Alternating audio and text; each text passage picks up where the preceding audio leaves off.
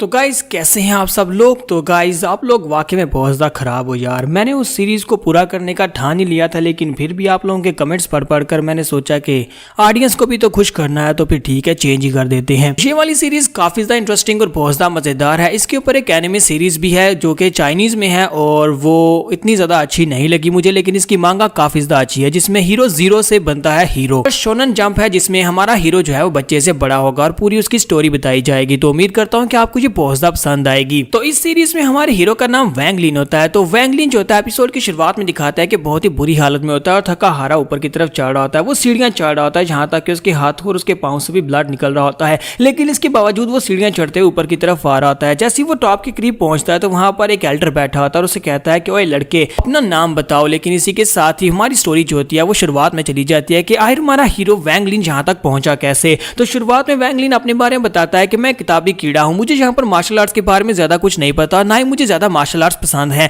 मैं हर वक्त बैठकर नॉवेल्स पढ़ता रहता हूँ, यहाँ पे किताबें पढ़ता रहता हूँ। मेरा नाम वैंग लिन है और मुझे यहाँ पर यही सब कुछ करना बहुत ज्यादा पसंद है। फिर साथ ही वो कहता है कि महीना पूरा होने वाला है, मेरे फोर्थ अंकल ने कहा था कि वो मुझे पिकअप करने के लिए आने वाले हैं और मुझे लगता है कि आज ही का वो दिन है जब वो यहाँ पर आएंगे। तो इसी के साथ उसके फादर साइड से निकलते हैं और उसे कहते हैं कि वैंग लिन तुम्हारे अंकल यहाँ पर जल्दी पहुंचते होंगे, चलो जल्दी से अपनी तैयारी मुकम्मल कर लो। तो वैंग लिन उनसे कहता है कि डैड मैंने अपनी तैयारी पूरी कर ली हुई है, मैं यहाँ पर बिल्कुल रेडी हूँ, बस अंकल के आने का इंतजार कर रहा हूँ। तो उसके डैड से कहता है कि तुम्हें पता है कि तुम्हारे फादर ने यहाँ पर बड़ी मेहनत के साथ इस सेक्टर की कंपटीशन में तुम्हें यहाँ पर पार्टिसिपेशन दिलवाई है, इसी वजह से उम्मीद करता हूँ कि तुम पूरी मेहनत करोगे और यहाँ पर फेल नहीं होगे। तो लॉन्ग लिन उनसे कहता है कि हाँ फादर मैं बिल्कुल फेल नहीं होगा, जबकि उसकी मॉम उसे कहता है कि देखो मैं तुम्हारे लिए काफी सारे मीठे आलू लेकर आई हूँ, तुम्हें ये बहुत ज्यादा पसंद है। तो वो कहता है हाँ हाँ मॉम मुझे ये बहुत ज्यादा पसंद है, मैं इन्हें अपने साथ लेकर जाऊंगा। फिर साथ उनके दरवाजे के ऊपर नॉक होती है तो लॉन्ग लिन बड़ी बेसब्री के साथ भागता हुआ जाता है, जाकर दरवाजा ओपन करता है तो उसके फोर्थ अंकल वहां पर खड़े होते हैं। तो उसे कहता है अंकल अंकल आप आ गए। तो उसके अंकल उसे कहते हैं हाँ मैं आ गया बेटा, क्या तुम तैयार हो। और इसी के साथ ही तकरीबन आधा महीना पहले की सीन दिखाते हैं जहां पर उसका फोर्थ अंकल जो था घर पर आया होता है और घर पर आने के बाद वो उसके अपने बड़े भाई को कहता है क्या तुमने कभी यहाँ पर हैंगजी स्कूल के बारे में सुना है। तो उसका भाई से कहता है कि हाँ मैंने सुना है, हैंगजी स्कूल से जितने भी लोग पढ़कर बाहर निकलते हैं वो सारे के सारे सेंट्स बन जाते हैं। सुनने के बाद उसका भाई उसे कहता है कि तुम्हारे बेटे को यहाँ पर एक मौका मिला है, हमें यहाँ पर इस बार 3 रिक्रूट्स को वहां पर भेजने के ऑर्डर मिले हैं और मैं चाहता हूँ कि इस बार मैं अपने भतीजे को वहां पर भेजूं, तुम्हारे बेटे वैंग लिन को वहां पर मैं सबमिट करवाना चाहता हूं ताकि वहां पर जाकर टेस्ट को पास करके एक सेंट बन सके। ये बात सुनने के बाद उसके पेरेंट्स बहुत ज्यादा हैरान होते हैं और बहुत ज्यादा खुश भी होते हैं कि हमारा बेटा क्या वाकई में एक सेंट बन सकता है, क्या वो जाकर अकेडमी को ज्वाइन कर सकता है। तो फोर्थ ब्रदर कहता है हाँ हाँ क्यों नहीं ये कर सकता है, जबकि वो भी उनसे कहता है क्या वाकई मुझे हैंगजी स्कूल जाना पड़ेगा, क्या मुझे एक सेंट बनना पड़ेगा। तो फोर्थ अंकल उसे कहता है कि हाँ तुम वहां पर जाकर सेंट बन सकते हो, लेकिन उसके लिए तुम्हें बहुत ज्यादा मेहनत करनी पड़ेगी, तुम्हें बहुत सारी मार्शल आर्ट्स को सीखना पड़ेगा। तुम्हें पता है कि सेंट्स कौन होते हैं, सेंट्स वो लोग होते हैं जो कि इमोर्टल्स होते हैं, यानी कि जिनके पास ऐसी पावर्स होती है जिन्हें कभी मारा नहीं जा सकता।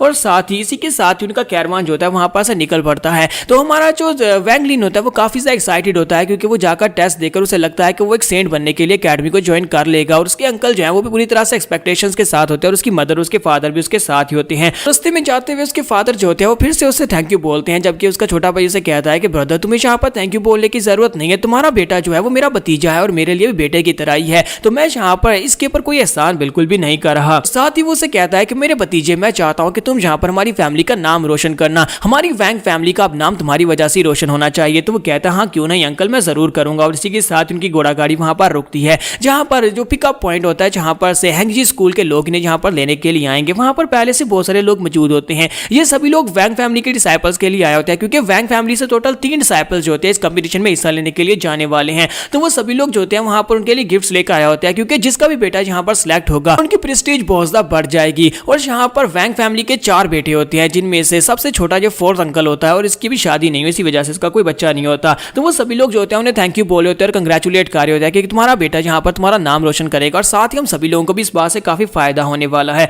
और इसी के साथ ही वहां पर सेकंड यंग मास्टर की एंट्री होती है। ब्रदर जो होता है वहां पर आने के बाद अपने ब्रदर से कहता है कि ब्रदर काफी दिनों के बाद तुम्हें देख रहा हूँ, पता है कि तुम भी यहाँ पर अपने बेकार नकारा बेटे को इस बार के कंपटीशन में हिस्सा दिलवाने के लिए आए हो। तो हमारे वैंग लिन के फादर उसे कहता है कि बिग ब्रदर तुम्हें यहाँ पर मेरे बेटे के बारे में इस तरह से बात नहीं करनी चाहिए, जबकि वो उसे कहता है कि मैं इस तरह से बात क्यों ना करूँ, तुम बहुत ज्यादा लकी हो कि तुम्हें यहाँ पर ये चांस मिल गया, लगता नहीं है कि तुम्हारा बेटा यहाँ पर पास हो पाएगा। और इसी के साथ ही उसका बेटा भी वहां पर से बाहर निकलता है। तो उसका बेटा वहां पर से बाहर निकलने के बाद कहता है चाहे यहाँ पर कितनी कितनी कोशिश क्यों ना कर ले, चाहे कितनी मेहनत क्यों ना कर ले, लेकिन ये कभी भी इस टेस्ट को पास नहीं कर पाएगा। कि हमारा वैंगलिन जो होता है अपनी कजिन को पहचानता नहीं होता। वो कहता है कि अब ये लड़की कौन है। कि फोर्थ अंकल जो होते हैं वो वैंगलिन से कहते हैं कि बेटा तुम्हें यहाँ पर इनकी बातों के ऊपर ध्यान देने की जरूरत नहीं है, इन सभी लोगों को जो कहना है कहने दो। जबकि उसके अंकल जो होते हैं वो गुस्से के साथ कहते हैं मेरे बेटे ने यहाँ पर कुछ ज्यादा ही सच्ची बातें कह दी, इसी वजह से मुझे लगता है कि तुम्हें इस बात से काफी ज्यादा गुस्सा तो लगा होगा, लेकिन क्या करे मेरा बेटा वैंगजू है ही काफी ज्यादा कमाल का। जैसे वो यहाँ पर ये वाली बात करता है कि मेरा बेटा है ही कमाल का, तो हमारा वैंगलिन जो होता है उसका मजाक उड़ाते हुए कहता है क्या तुमने कहा कि जो तुम्हारा बेटा है, मुझे तो लगा था कि ये एक लड़की है। जबकि वैंगजू भी चिल्लाकर उसे कहता है कि बकवास बंद करो, तुम यहाँ पर मुझे लड़की कैसे कह सकते हो, मैं एक लड़का हूँ।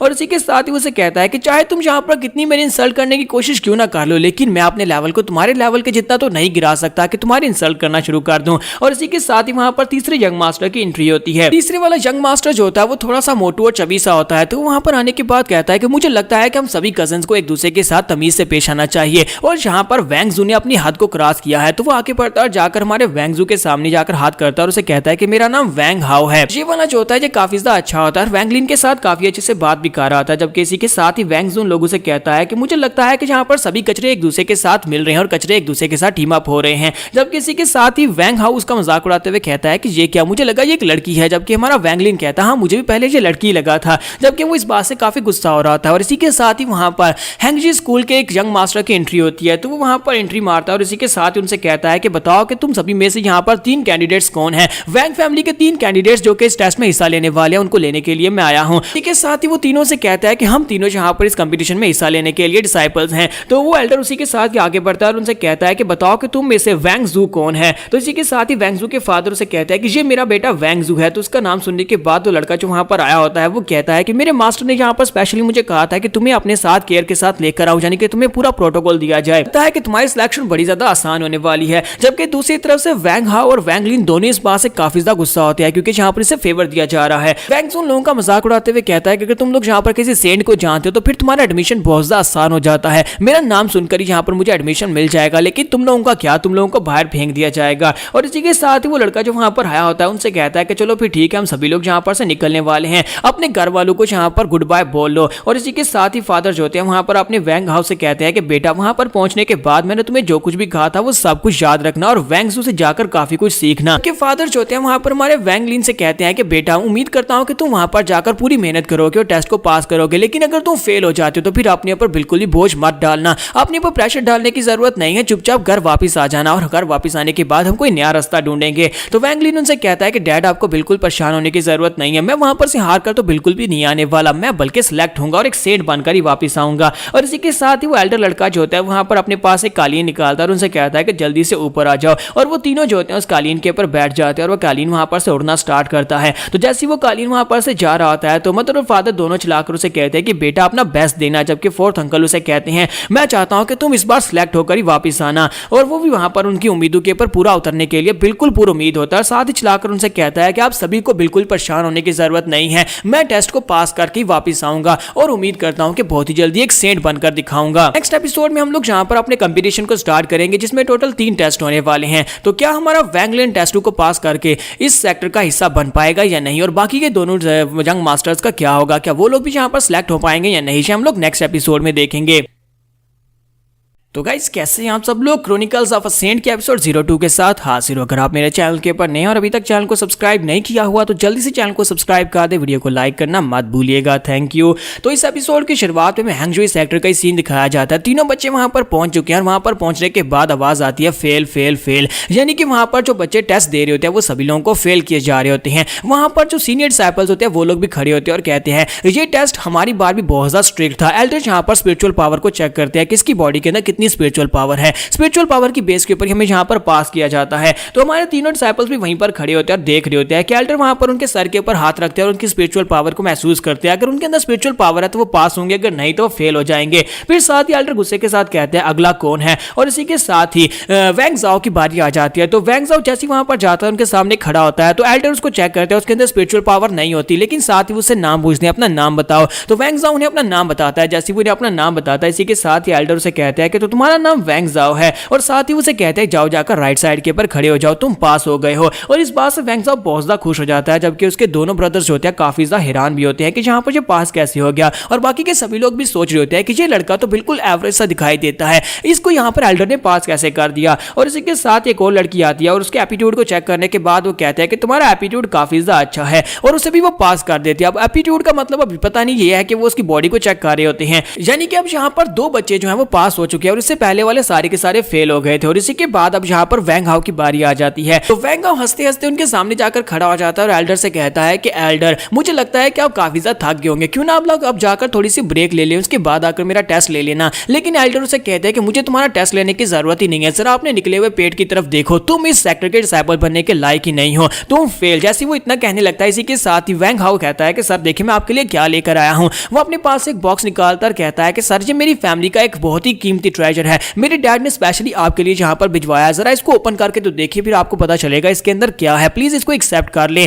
तो एल्डर उसे कहते हैं कि क्या तुम यहाँ पर मुझे रिश्वत देने की कोशिश कर रहे हो, और साथ उस बॉक्स को अपने हाथ में पकड़ते हैं। जब वो बॉक्स को अपने हाथ में पकड़ते हैं उन्हें पता चलता है कि उस बॉक्स के अंदर बहुत ही खास किस्म की लाइट निकल रही होती है, जैसे कि उसके अंदर 300 साल पुराना कोई और लिंक्स हो। तो वो कहते हैं कि ऐसा कैसे हो सकता है, ऊपर से इस बॉक्स को जिस तरह से सील किया गया मुझे लगता है किसी बहुत ही महान प्रैक्टिशनर ने इसको सील किया है। और इसी के साथ ही हमारा वैंग हाउ सोच रहा होता है लगता है मेरा काम बन गया। तो एल्डर कहते हैं कि ठीक है लड़के, मुझे लगता है कि तुम यहाँ पर सेक्टर के डिसाइपल बनने के लायक तो नहीं हो, यानी तुम एक सेंट तो नहीं बन पाओगे, लेकिन मुझे अल्केमी परफॉर्म करने के लिए एक हेल्पर की जरूरत है, क्या तुम यहाँ पर मेरे हेल्पर बनना पसंद करोगे? अगर ऐसी बात है तो जाओ जाकर राइट के ऊपर खड़े हो जाओ। तो वो कहता है हाँ क्यों नहीं सर, मैं आपका हेल्पर बनना चाहूंगा। और इसी के साथ वो भी राइट के ऊपर जाकर खड़ा हो जाता है, और इस बात से वैंगलिन काफी खुश होता है कि उसका दोस्त यहाँ पर पास हो गया। साथ ही वो जाकर वैंग जाओ के सामने खड़ा हो जाता है और उसे कहता है कि देखो मैं भी यहाँ पर पास हो गया, तुम अकेले ही नहीं हो जिसके पास यहाँ पर कनेक्शंस हैं। और उसके बाद बाकी के कुछ बच्चे जो होते हैं वहां पर फेल होने वाले वो रोना शुरू कर देते हैं। तो एल्डर कहते हैं कि यहाँ पर जितने बच्चे रो रहे हैं उन सभी को यहाँ पर डायरेक्टली डिस्क्वालीफाई करो, उन सभी को उठाकर बाहर फेंक आओ। तो वहां पर उनके जो सीनियर डिसाइपल्स होते हैं वहां पर बड़ी तेजी के साथ आगे बढ़ते हैं, उनको पकड़ते हैं और तेजी के साथ वहां पर से गायब हो जाते हैं।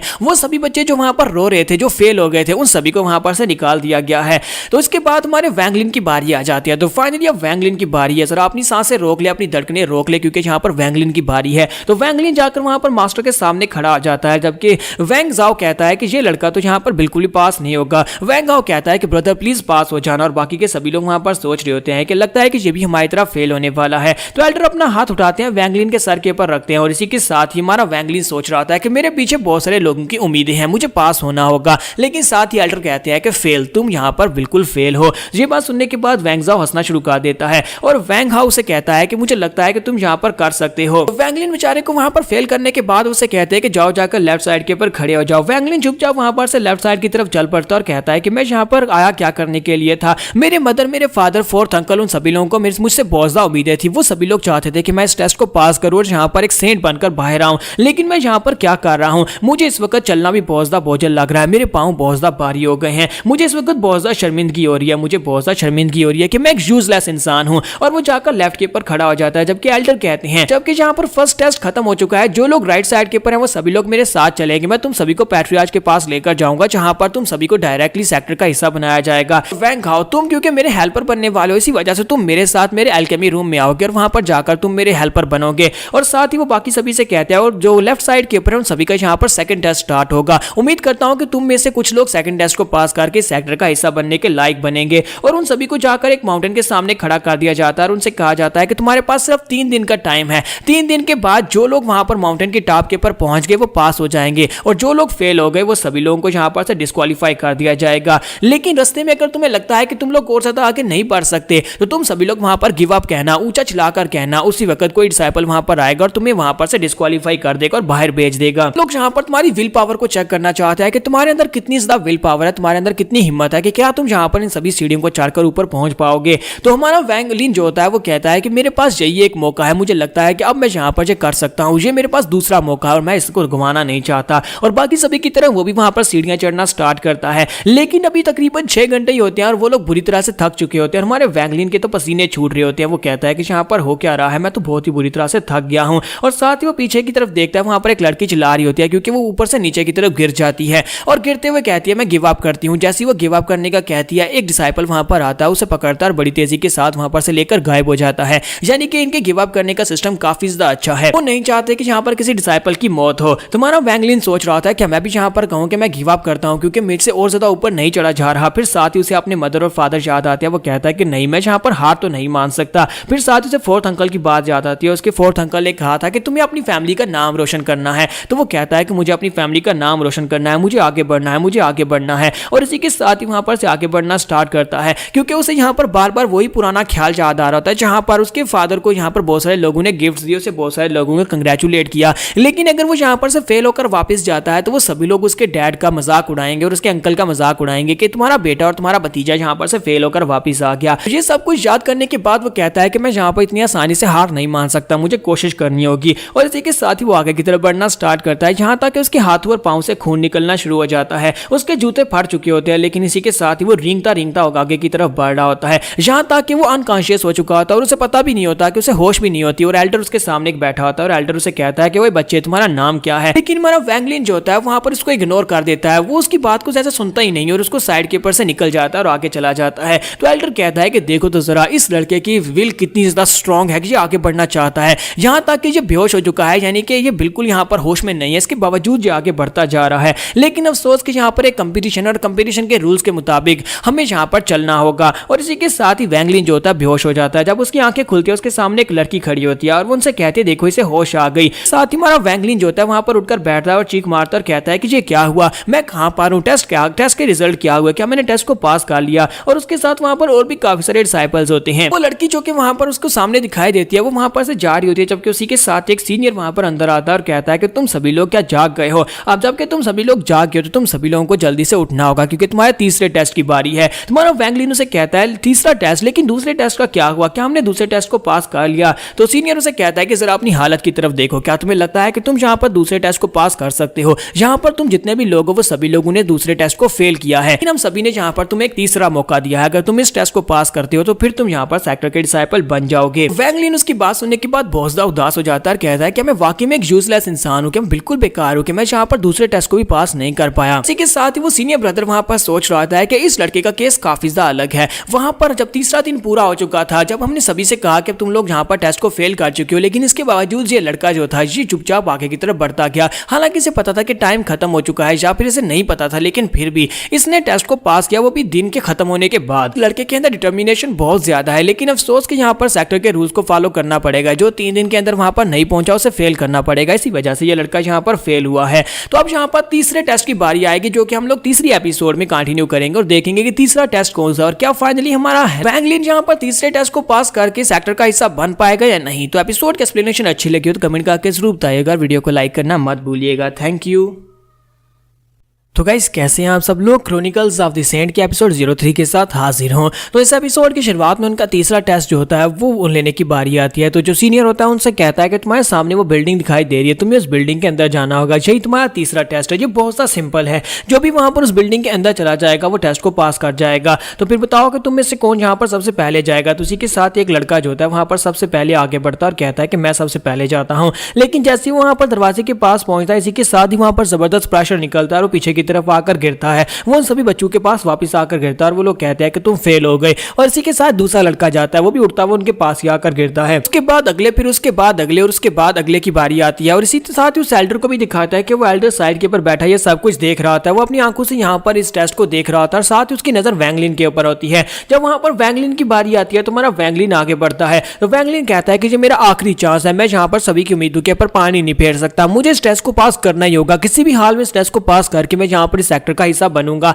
और इसी के साथ वो आगे की तरफ बढ़ना स्टार्ट करता है। वो 1-2 करते हुए कदम लेकर आगे की तरफ बढ़ना स्टार्ट करता है, क्योंकि इससे पहले जितने भी डिसाइपल्स थे वो सारे के सारे 5 कदम से आगे नहीं बढ़ पाए थे। लेकिन इसी के साथ ही वो 5वें कदम तक पहुंचता और सभी लोग कहते हैं कि ये क्या, ये 5वें कदम तक पहुंच गया, लेकिन अभी तक अंदर से प्रेशर रिलीज नहीं हुआ। एक सीनियर भी हैरान होता है। तो इसी के साथ ही वो 6ठा कदम लेता है। जैसे ही वो 7वां कदम आगे उठाता है, इसी के साथ ही अंदर से जबरदस्त प्रेशर निकलना शुरू होता है। तो वहां पर जबरदस्त प्रेशर निकलता है तो इसी के साथ ही वो उसके साथ हिट होता है। तो सीनियर कहता है कि मुझे लगा था ये पास कर जाएगा, लेकिन अफसोस कि ये भी फेलियर है। और इसी के साथ ही बाकी के सभी लोग भी सोच रहे होते हैं कि ये फेल हो जाएगा, लेकिन साथ ही दिखाता है कि हमारा वैंगलिन आगे की तरफ बढ़ना स्टार्ट करता है। वो वहां पर नीचे की तरफ झुकता है और ग्राउंड के ऊपर जोर लगाकर आगे की तरफ बढ़ रहा होता है, जिसकी वजह से उसके पांव जो होते हैं वो ग्राउंड के अंदर दंस रहे होते हैं। तो इस बात से सीनियर और बाकी के सभी लोग भी काफी ज्यादा हैरान हो जाते हैं। तो वो कहते हैं कि इसकी विल पावर तो बहुत ज्यादा स्ट्रांग है, ये आगे की तरफ बढ़ना चाहता है, लेकिन इसे अच्छी तरह से पता है कि सामने की तरफ से बहुत ही जबरदस्त प्रेशर निकल रहा है। तो हमारा वैंगलिन वहां पर सोच रहा था कि ऐसा बिल्कुल भी नहीं हो सकता, मैं जहां पर हार नहीं मान सकता,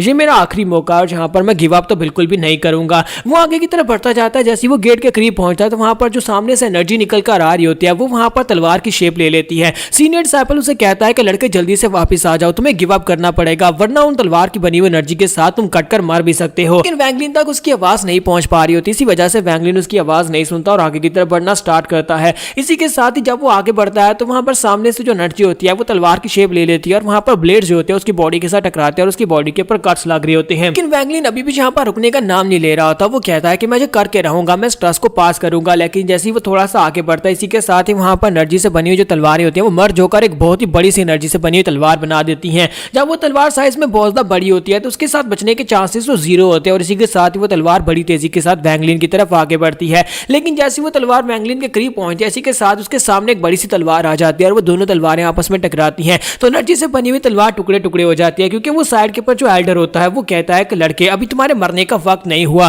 क्योंकि मुझे लगता है कि तुम यहाँ पर दुनिया में बहुत ही महान काम करने के लिए बने हो। पहली दो बार की तरह जैसे वहां पर वो एनर्जी खत्म होती है, इसी के साथ ही वैंगलिन वहीं पर बेहोश हो जाता है। तो जैसे वहां पर नीचे गिरकर बेहोश होता है और दूसरी बार जब वो अपनी आंखें खोलता है तो वो अपने घर में होता है, अपने बिस्तर के ऊपर होता है। वो कहता है कि ये क्या, ये तो मेरा ही रूम लगता है, लेकिन मैं यहाँ पर क्या कर रहा हूँ, मैं तो इस वक्त हैंगजी सेक्टर में था और मैं टेस्ट दे रहा था, लेकिन अचानक से मैं अपने घर कैसे आ गया। तो वो उठकर बाहर आता है, खिड़की से बाहर देखता है और कहता है लगता है शायद मैं कोई सपना देख रहा था। लेकिन जैसे वो बाहर देखता है तो वहीं बाहर उसे दो लड़कियां दिखाई देती हैं। दो नौकरानियां वहां पर आपस में बातें कर रही होती है। एक कहती है कि यहाँ पर देखो तो सही, इनके जो बेटा था वो यहाँ पर टेस्ट को पास नहीं कर पाया, बल्कि बाकी के दोनों जो सीनियर ब्रदर थे उनके दोनों के बेटे वहां पर टेस्ट को पास करके सेक्टर के डिसिपल बन गए। लेकिन वैंगलिन तो बहुत बड़ा कचरा निकला। एक उसे कहती है मैं तो यहाँ पर अपनी बेटी की शादी करने के बारे में उनसे बात करने वाली थी कि मैं अपनी बेटी की शादी इसके साथ करना चाहती हूँ, लेकिन शुक्र है कि मैंने बात नहीं की, अगर मुझे पहले पता होता कि ये इतना बड़ा बेवकूफ नमूना है। और इसी के साथ ही फोर्थ अंकल वहां पर आते हैं और कहते हैं कि तुम्हारे पास यहाँ पर कुछ ज्यादा ही फ्री का टाइम है कि तुम यहीं पर हमारे घर में खड़े होकर हमारे लोगों के खिलाफ बातें कर रही हो।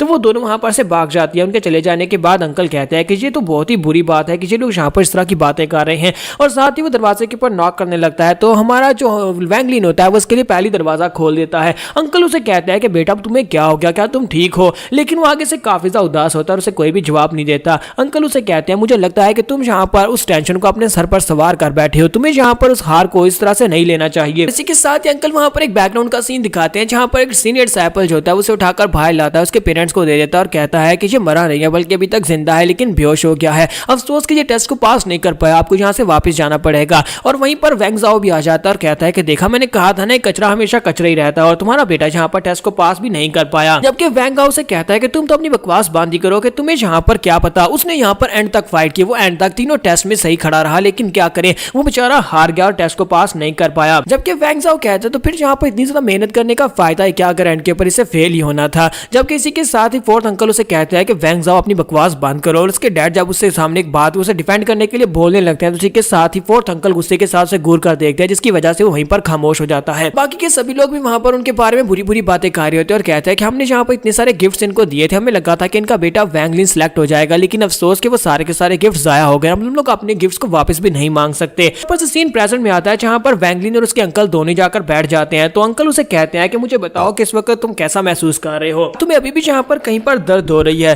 तो वो आगे से सिर्फ हम करता है। तो अंकल उसे कहते हैं कि मैं यहाँ पर तुमसे बात कर रहा हूँ, जब तुम रिकवर हो जाओगे उसके बाद मैं तुम्हें अपने साथ किसी दूसरी अकेडमी में लेकर जाऊंगा जहां पर तुम दोबारा टेस्ट देना हो। अगर चाहो तो हम लोग दोबारा से हैंगजी सेक्टर में भी जा सकते हैं, वहां पर तुम दोबारा टेस्ट देने के लिए अप्लाई कर सकते हो। तो वो आगे से फिर से वहीं पर हम करता है, यानी ज्यादा बात नहीं करता, और इस बात से उसके अंकल वहां पर बिल्कुल खामोश हो जाते हैं। फिर साथ ही उसे कहता है कि बेटा तुम्हें इस बात को एक्सेप्ट करना होगा कि तुम यहाँ पर हार गए, अब यहाँ पर इस बात के साथ तुम्हें जिंदगी गुजारनी होगी और दोबारा तुम किसी दूसरे सेक्टर में जाकर अप्लाई कर सकते हो। लेकिन इसी के साथ ही वो आगे से जोर जोर से रोना शुरू कर देता है और कहता है अंकल प्लीज मुझे माफ कर देना, मैं यहाँ पर फेल हो गया, मैंने बहुत ज्यादा मेहनत की, मैंने बहुत ज्यादा मेहनत की तीनों टेस्ट को पास करने की, लेकिन अफसोस कि मैं एक भी टेस्ट में पास नहीं हो सका। मेरे पास एक बहुत ही अच्छी अपॉर्चुनिटी थी कि यहाँ पर अपनी फैमिली का नाम रोशन कर सकूं, लेकिन मेरी वजह से फैमिली के नाम के ऊपर एक दाग लग गया। तो अंकल उसे कहता है कि यहाँ पर फेलियर का मतलब ये नहीं होता कि हम लोग यहाँ पर हमेशा के लिए गिव अप कर दें। फेलियर का मतलब ये होता है कि हम लोग दोबारा मजबूत बनकर आगे बढ़ेंगे। आज उसके पेरेंट्स भी वहां पर आते हैं और उसे कहते हैं कि वहां पर जो कुछ भी हुआ उस सब के बारे में तुम्हें सोच सोच कर परेशान होने की जरूरत नहीं। हमने तुमसे पहले ही कहा था कि अगर तुम फेल हो जाते हो तो चुपचाप वापस आ जाना, तुम्हें अपने ऊपर प्रेशर लेने की जरूरत नहीं है, तुम्हारे पेरेंट्स यहाँ पर तुम्हारे साथ हैं। उसके अंकल उसे कहते हैं कि बेटा यहाँ पर एक बार फेल होने का मतलब ये नहीं है कि तुम आगे उम्मीद ही हार दो, तुम यहाँ पर बिल्कुल भी हार नहीं मान सकते। इसी के साथ ही नेक्स्ट सीन शाम के वक्त का दिखाया जाता है जहाँ पर अंकल और फादर दोनों वहां पर बैठकर पी रहे होते हैं। फादर वहां पर ज्यादा पी रहे होते हैं और काफी ज्यादा परेशान होते हैं और अपने बेटे की हार को एक्सेप्ट नहीं कर पा रहे होते, लेकिन हालांकि वो उसे काफी सारे दिलासे दे रहे होते हैं और कहते हैं मुझे लगता है कि तुम्हें उसे फिर से किसी सेक्टर में लेकर जाना चाहिए क्योंकि उसके बेचारे की उम्मीद टूट गई है। अब जबकि उस बेचारे की उम्मीद टूट गई है तो मुझे लगता है कि उसे दोबारा से किसी सेक्टर में अगर ज्वाइनिंग मिल जाती है तो फिर इसके लिए अच्छा रहेगा। कि हम लोग उसे कह रहे हैं कि वो प्रेशर ना ले, लेकिन फिर भी मुझे लगता है कि उसने यहाँ पर बहुत ज्यादा प्रेशर लिया है। इस बात से बहुत ज्यादा खुश हूँ कि मेरा बेटा वहां पर से सेफ एंड साउंड वापस आ गया और वो बिल्कुल सही सलामत है। मैं इस बात से बहुत ज्यादा खुश हूँ, लेकिन उसे इस बात का अफसोस खाया जा रहा है कि वो हमारी उम्मीदों के ऊपर पूरा नहीं उतर सका। और इसी के साथ ही सुबह हो जाती है। सुबह होने के साथ ही जब उसकी मॉम जो होती है वो रूम में आती है तो रूम में वो नहीं होता, वहां पर एक पेपर पड़ा होता है। वो उस पेपर को उठाती है और साथ ही चलाकर कहती है कि हमारा बेटा घर छोड़कर चला गया, वो घर छोड़कर भाग गया है। तो इस लेटर के अंदर उसने लिखा होता है कि मॉम डैड प्लीज मुझे माफ कर देना, मैं जहाँ पर आपकी उम्मीदों के ऊपर पूरा नहीं उतर सका।